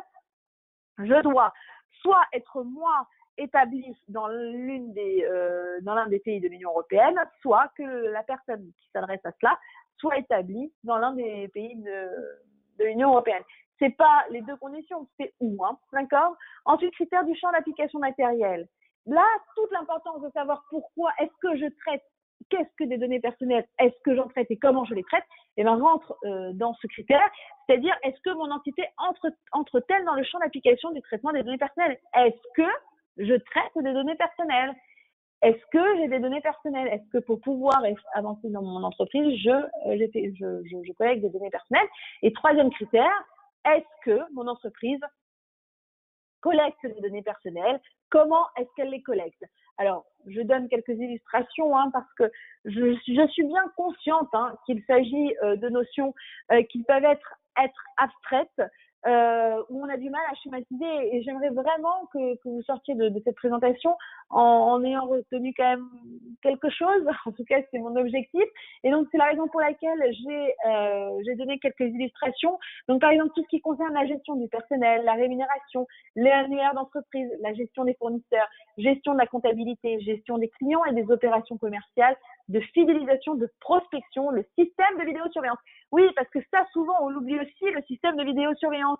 Alors, même si on sait qu'on a le droit de mettre un système de vidéosurveillance sur le lieu de travail, si on sait qu'on a le droit de mettre un système de vidéosurveillance dans l'entrée d'un immeuble, dans des bureaux, avec l'autorisation de la CNIL, et là, on ne pense pas souvent, hein, d'accord, c'est de la collecte des données personnelles, c'est du traitement des données à caractère personnel, et là, tout est encadré, d'accord? Donc, là, c'est l'illustration de certains types de traitements, d'accord? Et vous allez avoir l'exclusion de certains traitements des données. Alors, c'est notamment ce que je vous parlais, le traitement des données anonymisées, d'accord? Et donc là, vous avez un certain nombre de logiciels, et je pense peut-être que M. Quesnel pourra pourra en tout cas vous donner plus d'explications là-dessus. C'est-à-dire que ce sont des logiciels qui sont mis en place et qui vous permettent en fait de ne travailler qu'avec du codage. Et donc, comme c'est totalement anonymisé, on ne sait pas qui c'est, eh ben on n'est pas soumis aux règles. Alors, c'est très pointu comme logiciel. Ça peut être intéressant. Maintenant, il faudra bien faire un ratio entre vos besoins et la proportionnalité de ces logiciels, mais ça peut être en tout cas un bon outil dans la mise en place et la mise en conformité du RGPD. Hein. Voilà, en tout cas, il faut le garder à l'esprit. Donc, leçon numéro 1, si mon entreprise, elle rentre ou pas dans le champ d'application du RGPD. Donc, une fois que mon entreprise, elle rentre dans le champ d'application du RGPD, on a ce qu'on appelle en tout cas, l'obligation de désigner un délégué des protections des données ou le Data Protection Officer, si on veut en tout cas, reprendre la notion, en tout cas, le terme américain ou anglais, selon qui on est. Donc, tout d'abord, il faut savoir, est-ce que j'ai l'obligation de désigner, qui a l'obligation de désigner un délégué? Est-ce que toutes les entreprises ont cette obligation ou est-ce que ça va être un certain nombre de personnes? Alors, c'est limité également par le règlement, d'accord? Il s'agira des autorités ou des organismes publics, des organismes dont les activités de base les amènent à réaliser un suivi régulier et systématique des personnes à grande échelle, et les organismes dont les activités de base les amènent à traiter à grande échelle des données dites sensibles ou relatives à des condamnations pénales et infractions. Alors là encore, nous n'avons pas assez de recul pour savoir exactement ce que veut dire un suivi régulier et systématique. Il est certain, et là j'en suis convaincue et les personnes qui travaillent sur l'application du règlement en sont également convaincues, il est certain qu'on aura, en tout cas la CNIL fera une interprétation large de ce suivi régulier et systématique, de fait qu'un certain nombre d'entreprises rentreront dans l'obligation de désigner un délégué de la protection des données. Alors, donc, si on ne rentre pas dans ces différents cas où c'est obligatoire, la question est de savoir est-ce que je dois désigner ou pas un DPO. Alors, je serais enclin à vous dire, compte tenu de la mise en place et de la conformité et du suivi, le responsable, parce qu'il va falloir également que vous nommiez un responsable du traitement des données, d'accord? Si cette personne a suffisamment de moyens et de compétences pour le faire et de temps, vous n'aurez pas besoin d'un DPO, ou en tout cas un DPO extérieur suffira. Maintenant, si vous collectez énormément de données et que la masse de travail est considérable, je vous conseille fortement de prendre un DPO ou en tout cas une personne extérieure qui pourra vous accompagner dans cette démarche, parce que les sanctions sont là et il ne faut pas les ignorer, hein, d'accord? Donc, quelles sont les missions du DPO? C'est informer et conseiller le responsable des traitements et des employés, contrôler le respect des obligations issues du règlement général de la protection des données, vérifier l'exécution de l'analyse d'impact sur les données et coopérer et faire office de lien avec la CNIL. Donc, on voit bien que, si vous voulez, le DPO, c'est vraiment celui qui va être au-dessus du responsable du traitement des données, qui va l'aider dans tout ce qui est la collecte et le traitement des données personnelles, vérifier la mise en conformité, l'application du règlement général et voilà, donc ça peut être en tout cas un plus pour votre entreprise, mais on voit bien qu'en final, on a tous eu peur en disant « oh là là, il faut que j'engage encore quelqu'un, une personne et ainsi de suite ». On voit bien que l'obligation de désigner un délégué est quand même assez limitativement énumérée, même si j'attire toujours votre attention sur le fait que l'interprétation d'un suivi régulier et systématique risque d'être en tout cas interprétée de manière extensive et non pas restrictive. Hein. Voilà. Et alors ensuite, pour garantir l'effectivité de ces missions, le délégué doit disposer de qualités professionnelles et de connaissances spécifiques. Alors, il suffit pas juste d'avoir un DPO et de dire « Ah, ben moi, je suis en conformité avec le règlement général de la protection des données, j'ai un DPO, j'ai engagé quelqu'un, sur son fiche de paie, il y a marqué DPO, ou on a un contrat de prestation de service, parce que vous avez énormément de personnes indépendantes qui font ça. » Non, il suffit pas de ça. Il faut aller beaucoup plus au fond des choses, c'est-à-dire que il faut un DPO, mais il faut également lui donner les moyens matériels, organisationnels, des ressources et du positionnement lui permettant d'exercer ses missions. Alors, je vous ai donné un petit outil pour vous aider. Donc, il faut mettre en place une organisation spécifique lui permettant d'exercer de manière effective et efficace ses missions. Ça implique quoi? Ça implique des moyens techniques, des moyens financiers, des moyens humains organisationnel pour mener à bien ces missions. Donc, il ne suffit pas vraiment de dire « moi j'ai mon DPO, je suis en norme ». Non, il faut mettre en place tout un système et plus encore, c'est comme d'autres prestataires de services, soit vous avez un contrat de travail, d'accord, soit il faut également établir de manière claire et détaillée la mission du DPO parce que n'oubliez pas, vous engagez votre responsabilité, une responsabilité très importante, d'accord, une responsabilité pénale également. Et donc, si vous avez un DPO et que vous faites ce qu'on appelle des délégations de pouvoir, eh ben, il faut que les choses soient encadrées très strictement et clairement pour pouvoir faire valoir cette délégation. Vous prenez un DPO également pour limiter les risques. Donc, il faut que les choses soient faites correctement.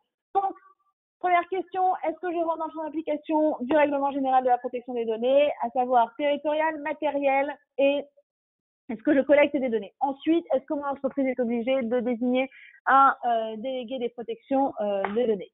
Ensuite, une fois que je sais tout ça, est-ce que mon entité respecte-t-elle les principes généraux du règlement général de la protection des données? Alors, il est très important de comprendre que le respect de ces principes est un préalable nécessaire à tout traitement de données à caractère personnel. C'est comme le DPO. Il ne s'agit pas juste de dire j'engage un DPO. Là, pareil, c'est pas juste de grandes déclarations de principe, mais c'est vraiment en fait des règles qu'il faut mettre en œuvre et qu'il faut maintenir en conformité pour éviter des difficultés. Alors, quels sont les principes du RGPD? C'est ce qu'on appelle il y a 6 principes. Il y a 6 principes. Et donc, ces 6 principes sont tout d'abord le principe de transparence, c'est-à-dire les données doivent être traitées de manière loyale, licite et transparente. Ça veut dire que les données ne doivent être collectées, utilisées ou consultées ou traitées qu'après avoir donné une information complète sur le traitement des données collectées aux personnes concernées. Ça veut dire que lorsque vous collectez des personnes, il faudra d'abord donner une information complète à la personne sur ce que vous allez faire de ces informations. Pareil, pour un salarié que vous allez embaucher, il faudra normalement, en principe, lui dire ce que vous allez faire de son CV une fois que vous ne l'aurez pas retenu. Normalement, une fois que vous n'aurez pas retenu sa candidature, son CV doit être détruit, sauf si vous poursuivez une finalité bien définie conformément à la loi. Ensuite, c'est le principe de limitation des finalités. Les données doivent être collectées que pour des finalités déterminées, explicites et légitimes. Ensuite, le principe de la minimisation des données, c'est-à-dire que les données doivent être pertinentes, adéquates et limitées à ce qui est nécessaire au regard des finalités pour lesquelles elles sont traitées. Je vous donne un exemple. Vous êtes sur un site internet et on vous demande, vous voulez recevoir un catalogue. Alors, on va prendre le catalogue, des catalogues de publicité, de la Redoute ou je ne sais quoi. Et l'intérêt, c'est quoi? Qu'est-ce qu'on va vous demander pour pouvoir vous envoyer ce catalogue? On va juste vous demander votre nom, votre prénom, votre adresse et éventuellement votre date de naissance parce que peut-être qu'il y a différents catalogues en fonction de la personne à qui je m'adresse. Et encore, c'est assez limité. Mais on ne pourra pas vous demander vos coordonnées bancaires. Pourquoi? Parce qu'à ce stade-là, on vous demande juste vos informations pour pouvoir vous envoyer ce document. C'est-à-dire pour la finalité recherchée, c'est ça, c'est vraiment pour pourquoi je vous demande vos données personnelles, c'est uniquement pour vous envoyer ce catalogue. Je ne peux pas vous demander d'autres éléments alors que ça ne rentre pas dans la finalité recherchée. Ensuite, il faut également que les données soient exactes et mises à jour régulièrement. Là aussi, il faut mettre tout un process en place pour faire en sorte d'abord de répondre aux demandes de rectification, mais également pour mettre en place un suivi régulier, c'est-à-dire qu'il faut régulièrement vérifier les données personnelles. Ensuite, vous avez 2 autres principes, et là, pareil, on revient en CV, le principe de limitation de la conservation des données, c'est-à-dire que les données collectées ne peuvent être conservées que pendant une durée n'excédant pas celle nécessaire au regard des finalités pour lesquelles elles sont traitées. Donc, il faut vraiment mettre en place une véritable politique de conservation, d'archivage et de purge des données. Donc, je vous donne l'exemple de CV en pratique. À vous de voir pourquoi vous le conservez, pour quel motif. Alors souvent on dit je conserve ce CV parce que peut-être que je dois le rappeler. Mais le rappeler dans 2 ans ou 3 ans après, le CV est totalement obsolète. La personne a fait autre chose et voilà. Donc si vous voulez, cet argument ne tient pas. Je suis désolée de vous le dire, mais cet argument ne tient pas. Et ensuite, c'est le principe de sécurité, d'intégrité et de confidentialité des données. Là aussi, c'est ce que je vous disais, il faut mettre en place une politique de sécurité des données et des actions de sensibilisation des membres du personnel, des collaborateurs, faire vraiment attention sur ce qu'on met sur la toile. Également, quand on reçoit des mails avec des pièces jointes, faire vraiment attention sur ce que c'est, parce que si on ignore et on ne connaît pas l'expéditeur, attention, il peut y avoir des virus et qui vous bloquent complètement votre système informatique. Et ensuite, vous allez avoir le principe, on a vu le principe des données, et maintenant c'est le principe concernant le traitement des données. C'est le principe de l'ICIT, c'est-à-dire que le traitement ne peut être mis en œuvre que s'il respecte le principe de l'ICIT. Ensuite, c'est le consentement de la personne concernée, c'est-à-dire que aujourd'hui, avec le RGPD, on ne se contente pas de dire la personne ne s'y oppose pas, il faudra rapporter la preuve que la personne a donné son consentement. Ensuite, il faudra démontrer que le traitement est nécessaire à l'exécution du contrat ou des mesures précontractuelles. Et enfin, que le traitement est nécessaire au respect d'une obligation légale. Donc, par exemple, dans un contrat de travail, c'est le traitement au respect d'une obligation légale ou la conservation des fiches de paye pendant 3 ans. Ça, c'est par rapport, ça c'est légal puisque c'est par rapport à la prescription aussi. D'accord ? Leçon numéro 4. Comment mon entreprise peut respecter les droits des personnes concernées? Alors là, il va falloir distinguer 2 points. Avant le traitement des données personnelles et après le traitement personnel. Donc, avant le traitement des données personnelles, ce qu'on voit, c'est qu'il y a une obligation d'information de la personne concernée du traitement de ces données en lui précisant un certain nombre de points. L'identité et les coordonnées du responsable du traitement et de son représentant. Les coordonnées du délégué de la protection des données, la finalité et le fondement juridique du traitement, la destination des données, la durée de la conservation et l'existence du droit d'introduire une réglementation auprès de la CNIL. C'est-à-dire qu'aujourd'hui, dans vos conditions générales de vente, par exemple, il va falloir augmenter vos clauses et les compléter avec toutes ces informations. Donc, c'est vraiment avant le traitement des données personnelles. Et ensuite, vous allez avoir donc avant c'est ça, donc vous avez toute une liste de questions, d'outils qui peuvent vous aider, c'est-à-dire comment sont collectées les données, par quels moyens, auprès de qui. Vous vous posez ces questions-là et vos réponses, en fait, avec les réponses, vous pouvez à ce moment-là éventuellement rédiger donc tout un process type ou une bibliothèque avec un certain nombre de clauses type, d'accord. Mais ça peut vraiment vous aider cet outil et en tout cas je l'ai fait vraiment dans cette optique. Voilà. Et donc, une fois le traitement mis en œuvre, il faut répondre aux demandes des personnes concernées. Et là aussi, c'est une avancée du RGPD, c'est-à-dire que avant, chaque personne avait avait un accès à ses données personnelles. On avait toujours le droit d'obtenir la rectification des informations inexactes, mais aujourd'hui, on a le droit à l'effacement, c'est-à-dire qu'une personne peut exiger que vous l'effaciez de ce fichier, que vous effaciez tous les éléments de conservation que vous avez gardés au niveau de ces données personnelles. Pareil, un candidat qui vous a donné un CV, peut exiger, alors il ne l'exigera pas entre vous et moi, d'accord, mais peut exiger que vous l'effaciez. Ensuite, c'est également le droit à la limitation, c'est-à-dire que les données ne peuvent être conservées que si cela est utile.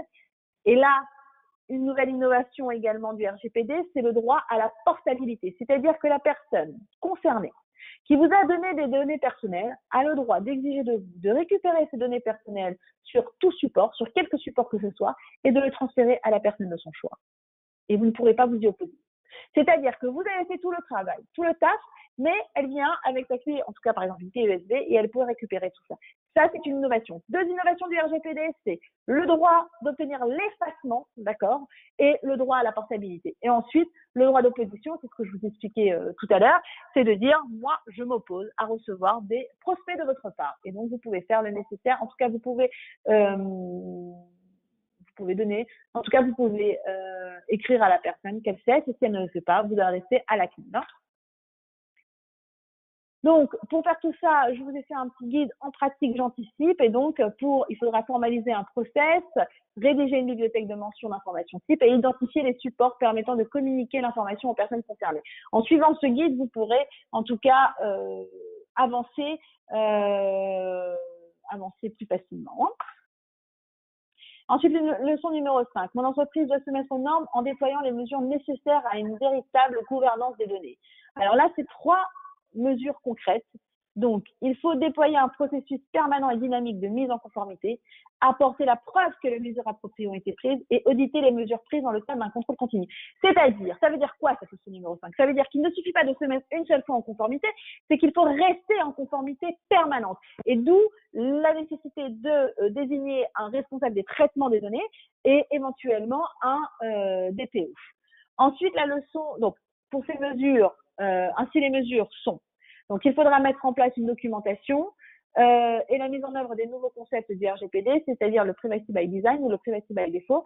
Et donc, en respectant bien ces principes, vous anticipez les contraintes, d'accord?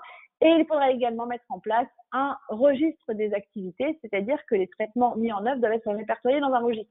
Si vous avez ce registre, vous savez exactement quel type de traitement de données vous avez et ça vous fait gagner du temps et ça vous fait avancer et ça vous permet de régulièrement être à jour, en tout cas, ou de rester en conformité avec le RGPD ou avec les législations à venir, hein, parce que là, ce n'est qu'un, je pense, voilà, il tape très fort avec le RGPD, mais voilà, ça va continuer, hein. Et donc, la forme et le contenu de la liste du registre, il est imposé par le RGPD. Donc là, vous reprenez toutes ces clauses, hein, c'est le nom et les coordonnées du responsable du traitement, les finalités du traitement, une description des catégories de personnes concernées et données personnelles, les catégories de destinataires, les transferts de données vers un pays tiers et, dans la mesure du possible, les délais prévus pour l'effacement des différentes catégories de données. Parce que vous pouvez, hein, rien ne vous empêche de mettre en place dans votre process type, de dire voilà, on revient toujours à notre exemple de CV, hein, j'espère en tout cas que ça vous parle cet exemple-là, mais je me dis voilà, vous pouvez quand vous recevez un CV créer un dossier particulier pour ce type de CV et ensuite vous faire des reproductions ou en tout cas voir tous les 2-3 mois pour le mettre à jour et effacer ce qui n'est plus nécessaire, hein, d'accord? Ensuite, leçon numéro 6, que doit faire mon électeur en cas de violation des données personnelles? Alors là aussi, c'est-à-dire que pour vous décharger de votre responsabilité, c'est-à-dire que vous avez fait le nécessaire, mais malheureusement, vous avez fait l'objet d'une violation des données personnelles, il va y avoir deux possibilités. Tout d'abord, la première possibilité, c'est la notification de la violation de la donnée à la CNIL, et ça, vous avez un délai de 72 heures, d'accord? Ça, c'est vraiment la première des choses à faire, c'est vous avez tout un système sur Internet, c'est ce qu'on appelle la téléprocédure de notification, et elle sera mise en ligne en mai 2018, et donc en fait, vous faites l'objet d'une violation des données personnelles, et donc, vous pourrez en informer la CNIL qui, elle, fera également un certain nombre de choses nécessaires. Alors, la question qui se pose, c'est de savoir est-ce que je dois également en informer la personne concernée? Alors, il y a plusieurs hypothèses selon lesquelles on dit qu'il n'est pas nécessaire en tout cas d'informer la personne concernée que ces données personnelles ont été en tout cas volées, hein. Alors ça peut paraître totalement abject et surprenant, mais ils estiment en fait que ce n'est pas nécessaire. Voilà, on est le concerné. Alors on met en place toute une réglementation où on nous impose un certain nombre d'obligations, mais bon, lorsque nos données sont volées, on n'est pas forcément intéressé. En tout cas, on n'est pas le premier concerné. Donc, c'est lorsque le responsable du traitement a mis en œuvre les mesures de protection technique, d'accord? Et lorsque le responsable du traitement a pris des mesures ultérieures qui garantissent que le risque élevé pour les droits et libertés des personnes concernées n'est plus susceptible de se matérialiser, et lorsqu'elle exigerait des efforts disproportionnés. Donc, certes, on doit nous en informer lorsque vraiment le risque est élevé et est important. Maintenant, si on dit que on maîtrise la crise, que la crise est maîtrisée, à ce moment-là, le règlement estime qu'il n'est pas nécessaire d'informer les personnes concernées par la violation des protections des données.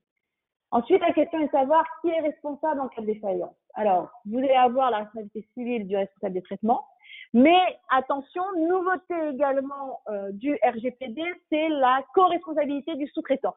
C'est-à-dire que si le sous-traitant n'a pas respecté les obligations que vous lui avez imposées, à ce moment-là, il engage également sa responsabilité. En revanche, seul le chef d'entreprise peut être poursuivi pénalement. Et alors, en cas de manquement, il existe plusieurs sanctions. Prononcer un avertissement, mettre en demeure l'entreprise, limiter temporairement ou définitivement un traitement, suspendre les flux des données, ce qui peut considérablement causer un énorme préjudice à l'entreprise, d'accord, et des sanctions administratives avec une amende financière. Et oui, vous le lisez bien, pouvant aller jusqu'à 4% de votre chiffre d'affaires annuel, ce qui peut être considérable et très important dans certaines entreprises. Donc ça, c'est l'aspect pénal et l'aspect administratif. Mais attention, la personne qui a subi un dommage parce que vous n'avez pas été en conformité avec le RGPD peut également demander des dommages à intérêts. C'est comme au pénal. Vous êtes auteur d'une infraction, l'État vous condamne, mais la personne qui est victime de votre infraction peut également recevoir des dommages à intérêts. Donc, les conséquences financières peuvent être assez lourdes. Et enfin, la question des transferts des données hors de l'UE, là, il faudra démontrer que vous avez fait le nécessaire pour mettre en place dans les contrats, même dans des contrats internationaux, des clauses exigeant de votre co-contractant l'application des principes respectant le RGPD ou en tout cas le traitement des données personnelles. Alors voilà, il s'agissait des 8 leçons et des notions importantes du RGPD. Je finirai, mais pas dans la présentation, mais je finirai vraiment pour attirer votre attention sur vos types de contrats. C'est-à-dire que je vous invite à reprendre vos contrats, à reprendre dans votre entreprise un certain nombre d'éléments qui vous permettent de dire est-ce que je collecte des données personnelles, comment je les connecte, pour quelle finalité. Une fois que vous avez fait ça, je vous invite à remettre à jour vos contrats, c'est-à-dire vos conditions générales de vente, vos différents types de contrats, avec des clauses qui sont en conformité avec le règlement général, parce qu'on va attendre de vous, non pas que par exemple vous démontrez que la personne ne s'est pas opposée au traitement des données, mais il faudra rapporter la preuve que la personne a donné son accord et donc par un acte positif. Donc j'attire vraiment votre attention sur cela. Et sur les différents droits, en tout cas, voilà, d'essayer par des petites clauses, par des petits actes, de vous mettre en conformité avec le RGPD. Alors, j'espère avoir été assez claire. Je crois avoir dépassé un peu mon temps de parole et je m'en excuse. Mais voilà, le sujet est intéressant. Il y a plein de choses à dire. Voilà, je rends le micro. Très bien, merci Maître pour ces explications effectivement très détaillées, très riches. Je suis certain qu'elles vont permettre à nos clients et nos partenaires d'amorcer leur démarche RGPD pour ceux qui n'auraient pas déjà démarré.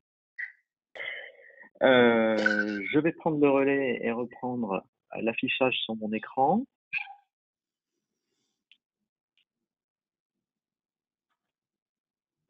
Juste le temps de faire la petite manipulation adéquate.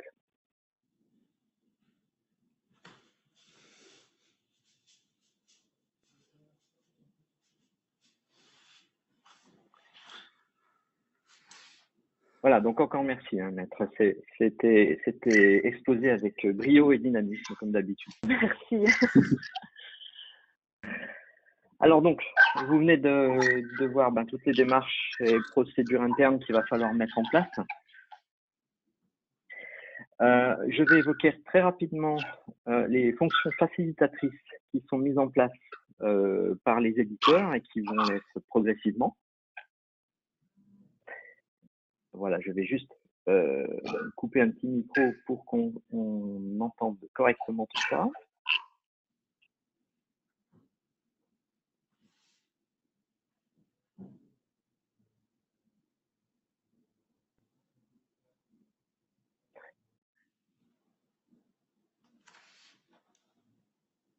Voilà, excusez-moi. Alors, voici quelques exemples du renforcement de la sécurité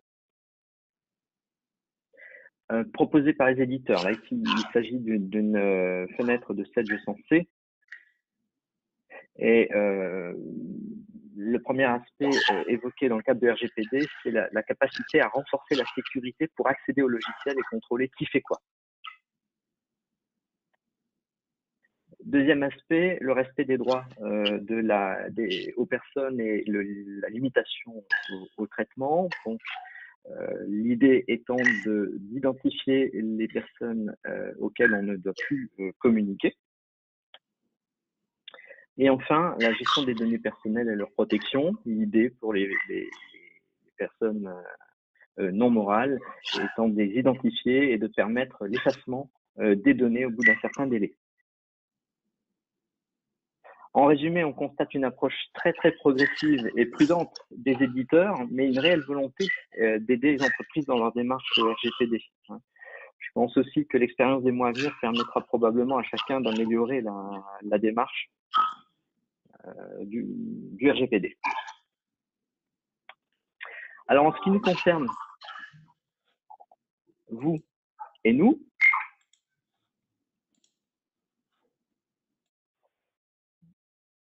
eh bien, nous échangeons ensemble, nous échangeons des informations dans le cadre de traitements que nous sommes amenés à faire. Par exemple, des fois, on récupère des données pour les examiner ou effectuer des réparations. On récupère une sauvegarde de ces données, on effectue des traitements, vous faites des extractions que vous envoyez par mail. Souvent, ces informations contiennent des données confidentielles et on fait partie de la chaîne. Donc, bien sûr, LBSI a entamé sa démarche interne RGPD il y a déjà pas mal de temps. Et cela aboutira concrètement à la mise en place progressive d'une plateforme d'échange sécurisée, nous permettant d'échanger nos données, nous permettant de les supprimer selon des règles automatiques, et éventuellement vous diffuser d'autres documents et ainsi des informations techniques d'ailleurs. Un des deuxièmes aspects concernant LBSI, en ce qui concerne donc le RGPD, c'est la mise en place d'une charte consultant avec un respect de la confidentialité des informations, un respect de l'utilisation des outils et de cette fameuse plateforme d'échange et un respect des méthodes. Donc, tout ça pour entrer progressivement dans la conformité RGPD. Monsieur Borde, excusez notre dépassement, je sais que vous avez une petite contrainte horaire à 16h15, alors je vais tout de suite vous passer la parole et partager votre écran, le temps de réactiver votre micro.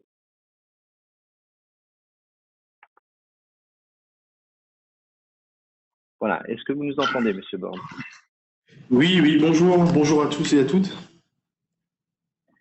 Voilà. Alors, je vous laisse vous présenter si vous le voulez bien et puis faire le petit lien avec les informations RGPD sur le temps qu'il vous reste et je conclurai ensuite. Très bien, donc je vais essayer de faire ça en une dizaine de minutes. Donc voilà, je m'appelle Michel Borde, donc je suis dirigeant d'Agora Qualicé et fondateur également de la société.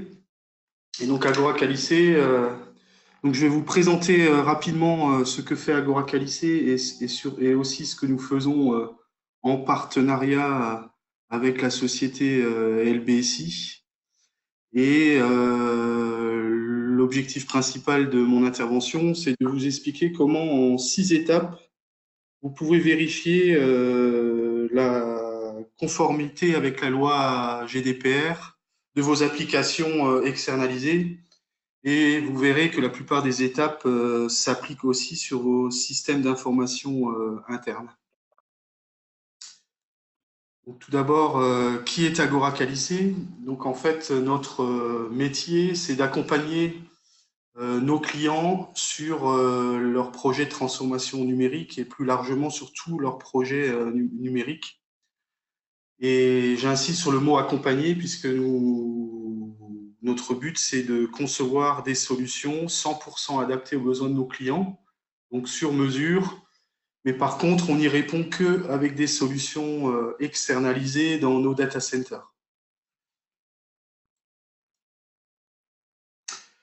Donc pour la petite histoire, nous faisons partie d'un grand groupe industriel. Nous sommes une filiale d'un grand groupe industriel régional situé en Alsace qui s'appelle le groupe Socomec et qui, dans sa transformation digitale qu'il a décidé de faire il y a quelques années, a décidé d'investir ou de créer toutes pièces des sociétés diverses et variées qui vont leur apporter les compétences dont il a besoin pour sa transformation et en même temps laisser ces sociétés continuer à vivre leur propre vie avec leurs propres clients.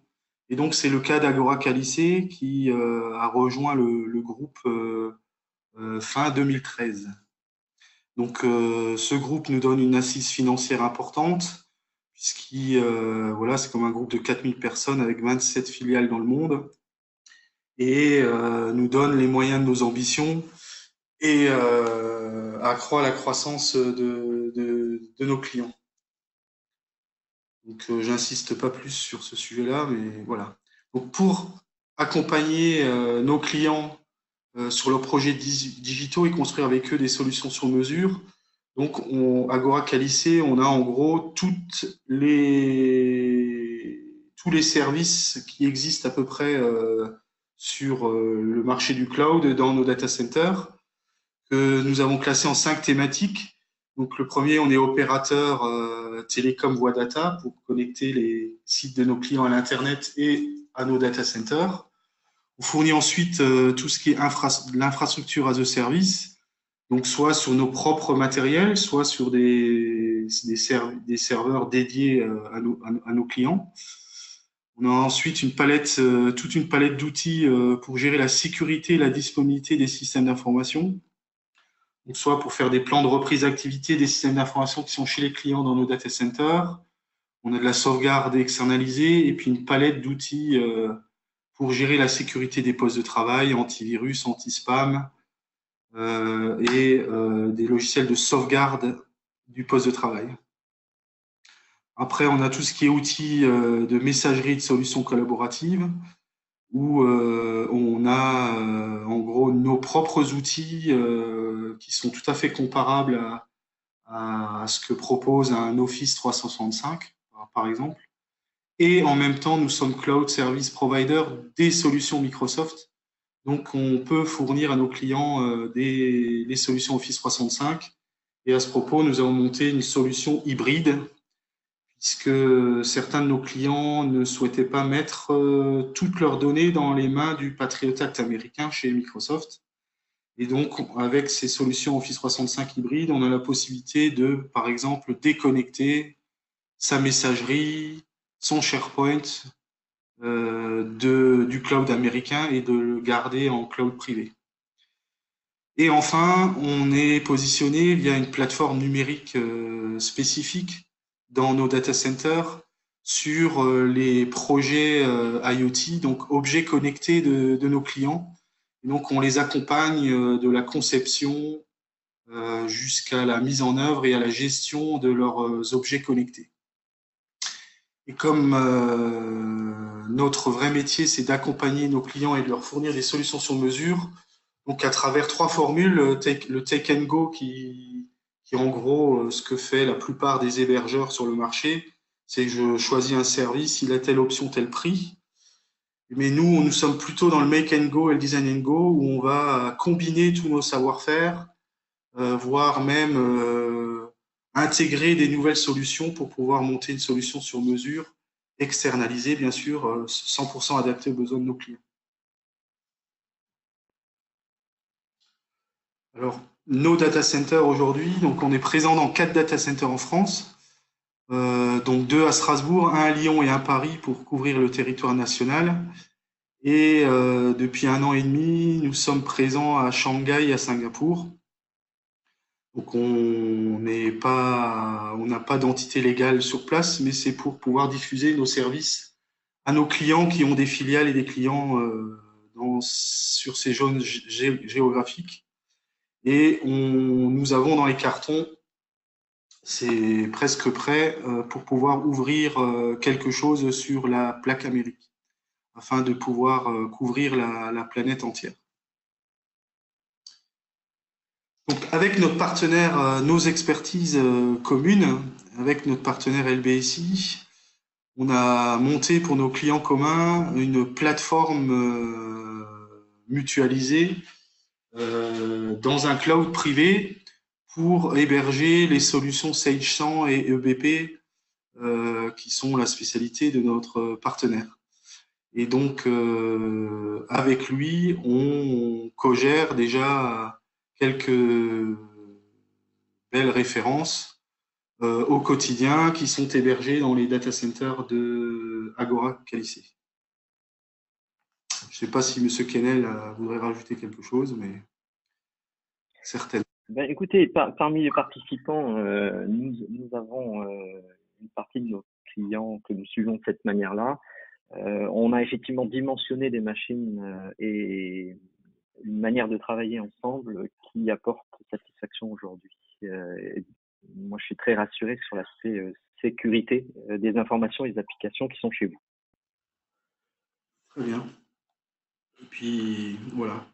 Donc là, j'arrive au cœur de mon intervention, qui était d'expliquer comment, en 6 étapes, vérifier que vos applications externalisées sont conformes avec la loi GDPR. Alors, ces 6 étapes, comme vous le verrez, j'essaierai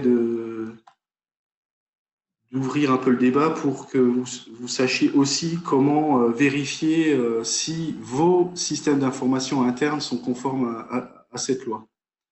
Donc, la première étape, c'est en gros une étape d'inventaire. C'est à travers un inventaire, c'est connaître l'emplacement de vos applications externalisées. Où sont-elles stockées? Chez qui? Où sont-elles exécutées? Et peut-être même avant, c'est quelle est la liste des applications qui sont externalisées. Et donc, il vous faut mettre en place un inventaire qu'il va falloir maintenir à jour sur toutes ces applications. C'est vraiment les connaître. Et pour l'avoir vécu plusieurs fois chez certains de nos clients, ils pensent tous connaître ce qu'ils externalisent, mais ils oublient ce que font leurs propres utilisateurs. Et donc, il faut faire aussi relever ce que vos utilisateurs ont souscrit par eux-mêmes chez des hébergeurs à l'extérieur. Et donc, bien sûr, ensuite, c'est d'exiger de tous ces prestataires qu'ils vous spécifient les lieux d'hébergement et de stockage des données, surtout sur les applications qui renferment des données à caractère personnel, puisque c'est un des points importants et obligatoires de cette nouvelle loi. Et enfin, il faut être certain que vos données ne peuvent pas être déplacées dans différents data centers sans que vous en soyez informé. Ça, c'est pas toujours évident sur des hébergements dans le cloud public où on ne sait pas trop qui les gère, où ça se trouve, etc., etc. Donc ça, c'est la première étape, c'est vraiment lister et faire un inventaire de vos applications externalisées. Et pour vos systèmes d'information internes, je rajouterai dans cette étape de faire un audit de vos infrastructures informatiques et de votre réseau, parce que pour pouvoir vérifier que ces infrastructures et votre réseau sont conformes à l'état de l'art et n'ont pas trop de sécurité. Vous avez pour mettre des processus en place pour garantir la conformité de vos données personnelles. Si vous avez des failles de sécurité sur votre réseau, vous ne serez pas allé au bout de votre démarche. Donc la deuxième étape, c'est une fois que vous avez votre inventaire, vous connaissez les failles de sécurité, où sont vos données, c'est de prendre les mesures de sécurité adéquates pour protéger vos données personnelles. Donc, pour cela, sur toutes les applications que vous avez identifiées, c'est de bien connaître, de vérifier quelles sont les applications qui répondent à ces normes de sécurité. Et dans un premier temps, c'est soit d'interdire les applications qui ne répondent pas à ces normes pour être conformes à la loi, soit de mener rapidement des plans d'action pour qu'elles le deviennent. Et bien sûr, il va falloir faire des audits réguliers pour vérifier que vos exigences de sécurité sont toujours appliquées dans le temps. Troisième étape, c'est de contractualiser la relation avec vos prestataires et surtout ceux qui hébergent des données à caractère personnel vous concernant.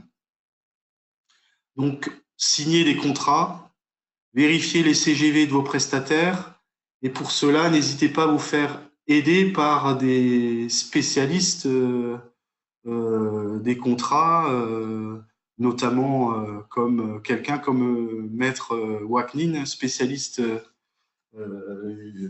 avocate et donc spécialiste de la loi GDPR et des contrats liés au numérique. Enfin, très important, c'est de vérifier que la politique de sauvegarde et la rétention des données que vous proposent vos hébergeurs respectent vos exigences. Donc, souvent, on signe, voilà, on externalise une application et on ne sait pas du tout comment sont sauvegardées les données, où elles sont stockées. Et tout ça, pour respecter la loi, c'est quelque chose qu'il va falloir vérifier. Quatrième étape, c'est limiter au maximum, si c'est possible, l'utilisation des données personnelles. Puisque donc c'est vérifier dans chaque application qu'il n'y a que les données personnelles nécessaires à la fonction attendue. C'est quelque chose sur lequel Maître Waknin a insisté. Mais c'est dans cette étape-là qu'il faut vraiment vérifier cela parce que vous n'allez pas, parce que plus vous avez de données à caractère personnel, plus vous aurez de travail et puis du temps à passer pour auditer ces applications. Donc autant en même temps limiter les données personnelles à l'usage attendu. Et bien sûr vérifier en permanence que les données collectées dans ces applications ne font pas apparaître des données illicites. Voilà. Donc la conclusion de cette étape, c'est vraiment vérifier que vous n'utilisez que des données permanentes et adéquates à votre besoin. Cinquième étape, c'est vérifier avec vos prestataires que les données personnelles ne sont pas utilisées à d'autres fins. Puisque par le passé, ça existe encore, beaucoup d'hébergeurs dans le cloud utilisaient vos données ou les vendaient à d'autres prestataires à des fins commerciales. Donc, bien vérifier contractuellement et même via des audits directs chez vos hébergeurs que vos données personnelles sont votre propriété, qu'elles ne sont pas utilisées à d'autres fins. Enfin, la dernière étape, c'est de vous assurer qu'en fin de contrat, vous avez le droit d'effacer les données et aussi que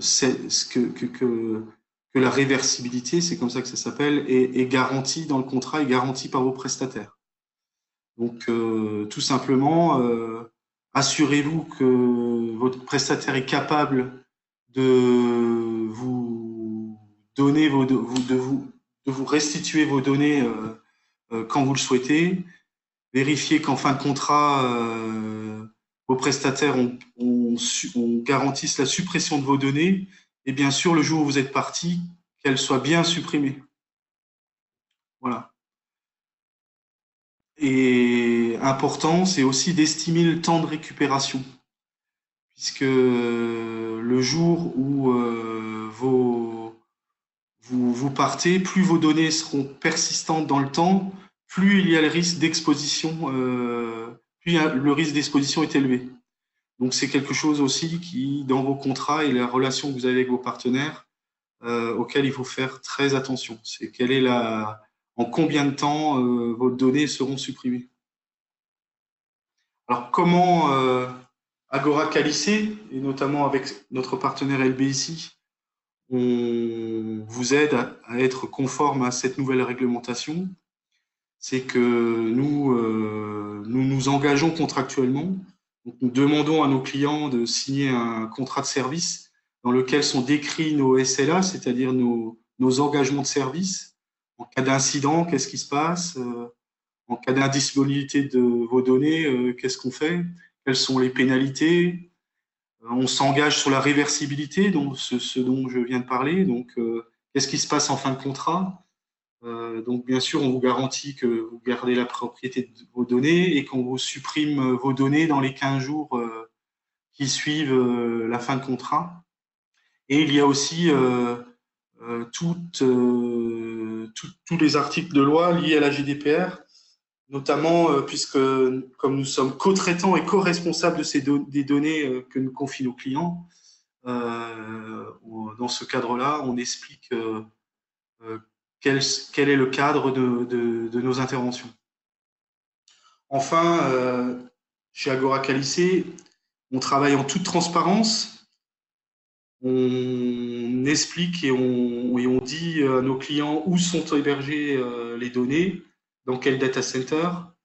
On est même capable de dire sur quel serveur. Ils peuvent même venir le toucher s'ils le veulent dans nos data centers. Et bien sûr, on est dans l'hébergement souverain, donc nos data centers sont en France. Je ne parle pas de ceux qui sont à Shanghai et à Singapour, qui sont faits pour des besoins particuliers de nos clients. Mais nos données en France sont sous la législation française et donc respectent la GDPR. Donc enfin, comme je vous le disais, nous, on accompagne nos clients pour monter des solutions sur mesure, 100% adaptées à leurs besoins, et notamment,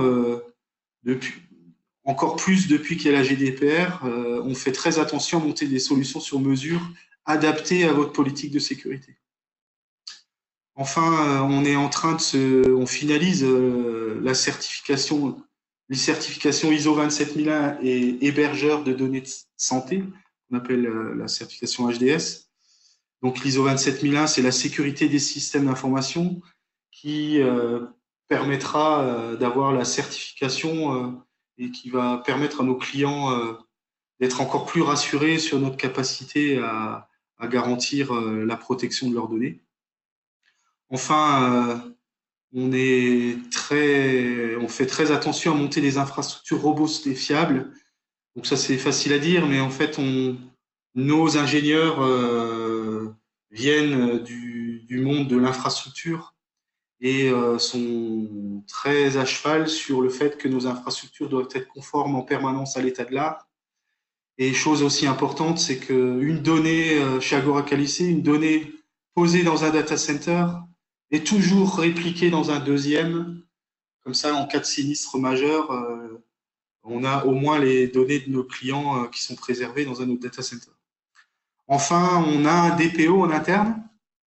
Donc, c'est un expert juridique et technique, notamment spécialiste dans tout ce qui est cybersécurité, qui nous accompagne, nous, en interne déjà, dans un esprit d'amélioration continue pour que nos infrastructures et tous les traitements liés aux données personnelles que nous hébergeons pour nos clients soient en phase avec la loi et surtout soient toujours en totale sécurité. Donc voilà ce que je voulais vous dire. J'en ai terminé, Monsieur Kennel. Vous pouvez prendre la main pour la conclusion si vous le souhaitez. Oui, parfait. Merci beaucoup, Monsieur Borde, pour vos explications. J'ai le temps de réafficher mon écran.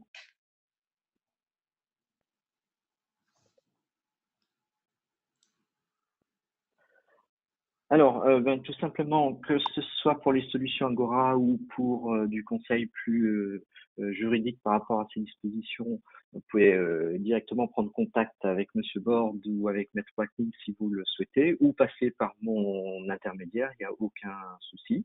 Et puis nous allons essayer de conclure assez rapidement parce qu'on a débordé le timing comme je l'ai évoqué tout à l'heure. Donc je vais faire tout vite pour évoquer le sujet suivant. J'aimerais rappeler rapidement que la loi antifraude à la TVA est obligatoire depuis le 1er janvier 2018, que les logiciels Sage Sensei ou BP version 10 ils sont conformes. Donc il s'agit comme nous allons voir ici, voilà, de l'article 88 de la loi de finances de 29 décembre 2016, qui s'applique à la fois aux logiciels de caisse, de gestion commerciale et de comptabilité, du moment où les règlements sont constatés. Donc cette loi française pose 4 grands principes. 1, l'inaltérabilité. 2, la sécurisation. 3, la conservation. Et 4, l'archivage des données. Nous pourrons rentrer dans le détail individuellement sur les sujets si vous le souhaitez. Donc, dans les grandes lignes, les dernières versions logicielles permettent de répondre à ces grands principes, hein. Par exemple, pas plus de 2 exercices sont clôturés en compta, principe d'impression provisoire, définitive des documents comptables, ainsi que des factures, mise à disposition d'attestations de conformité. Alors cela, concrètement, va se traduire par l'arrivée de factures qui porteront une mention document provisoire ou en cours de rédaction si la facture n'a pas été validée. Et bien entendu, la validation des factures interdit ensuite la modification. Ça, en théorie, c'est déjà applicable depuis le 1er janvier. Rassurez-vous, peu d'entreprises sont en conformité aujourd'hui. Je pense qu'on a toute l'année pour y aller progressivement, même si je suis en théorie censé vous conseiller d'être déjà conforme. Ça va se traduire également par l'affichage au travers de journaux d'audit qui permettront de détecter des éventuelles incohérences entre les montants des règlements envoyés de manière automatique depuis la gestion et les montants réellement présents dans les écritures. Voilà, également les états de la comptabilité tels que la balance, grand livre, journaux, etc., qui vont sortir également avec des mentions provisoires et définitives. Et enfin, encore des pistes pour le contrôleur fiscal notamment, qui va lui permettre de détecter s'il y a eu des manipulations de la base de données extra-logicielles, donc qui seront bien entendu très réglementées à partir de maintenant. Donc j'attire votre attention sur cette loi et il va falloir faire le nécessaire progressivement. Deuxième aspect pour la partie paye, c'est le prélèvement à la source. Donc chacun est concerné en tant qu'individu et contribuable français, mais une partie de vous êtes concernée parce que vous êtes des employeurs et que nous avons mis en place des solutions de paye chez vous. Donc les grands principes, c'est qu'au 1er janvier 2019, l'impôt sera prélevé directement sur les revenus au moment de leur perception, et ça entraînera 3 obligations pour les employeurs. 1, calculer et prélever l'impôt. 2, déclarer. Et 3, payer cet impôt. Donc les employeurs vont se transformer en percepteurs. Alors les phases avec les solutions que nous proposons, c'est en été, en théorie, on peut faire des tests avec des sociétés pilotes.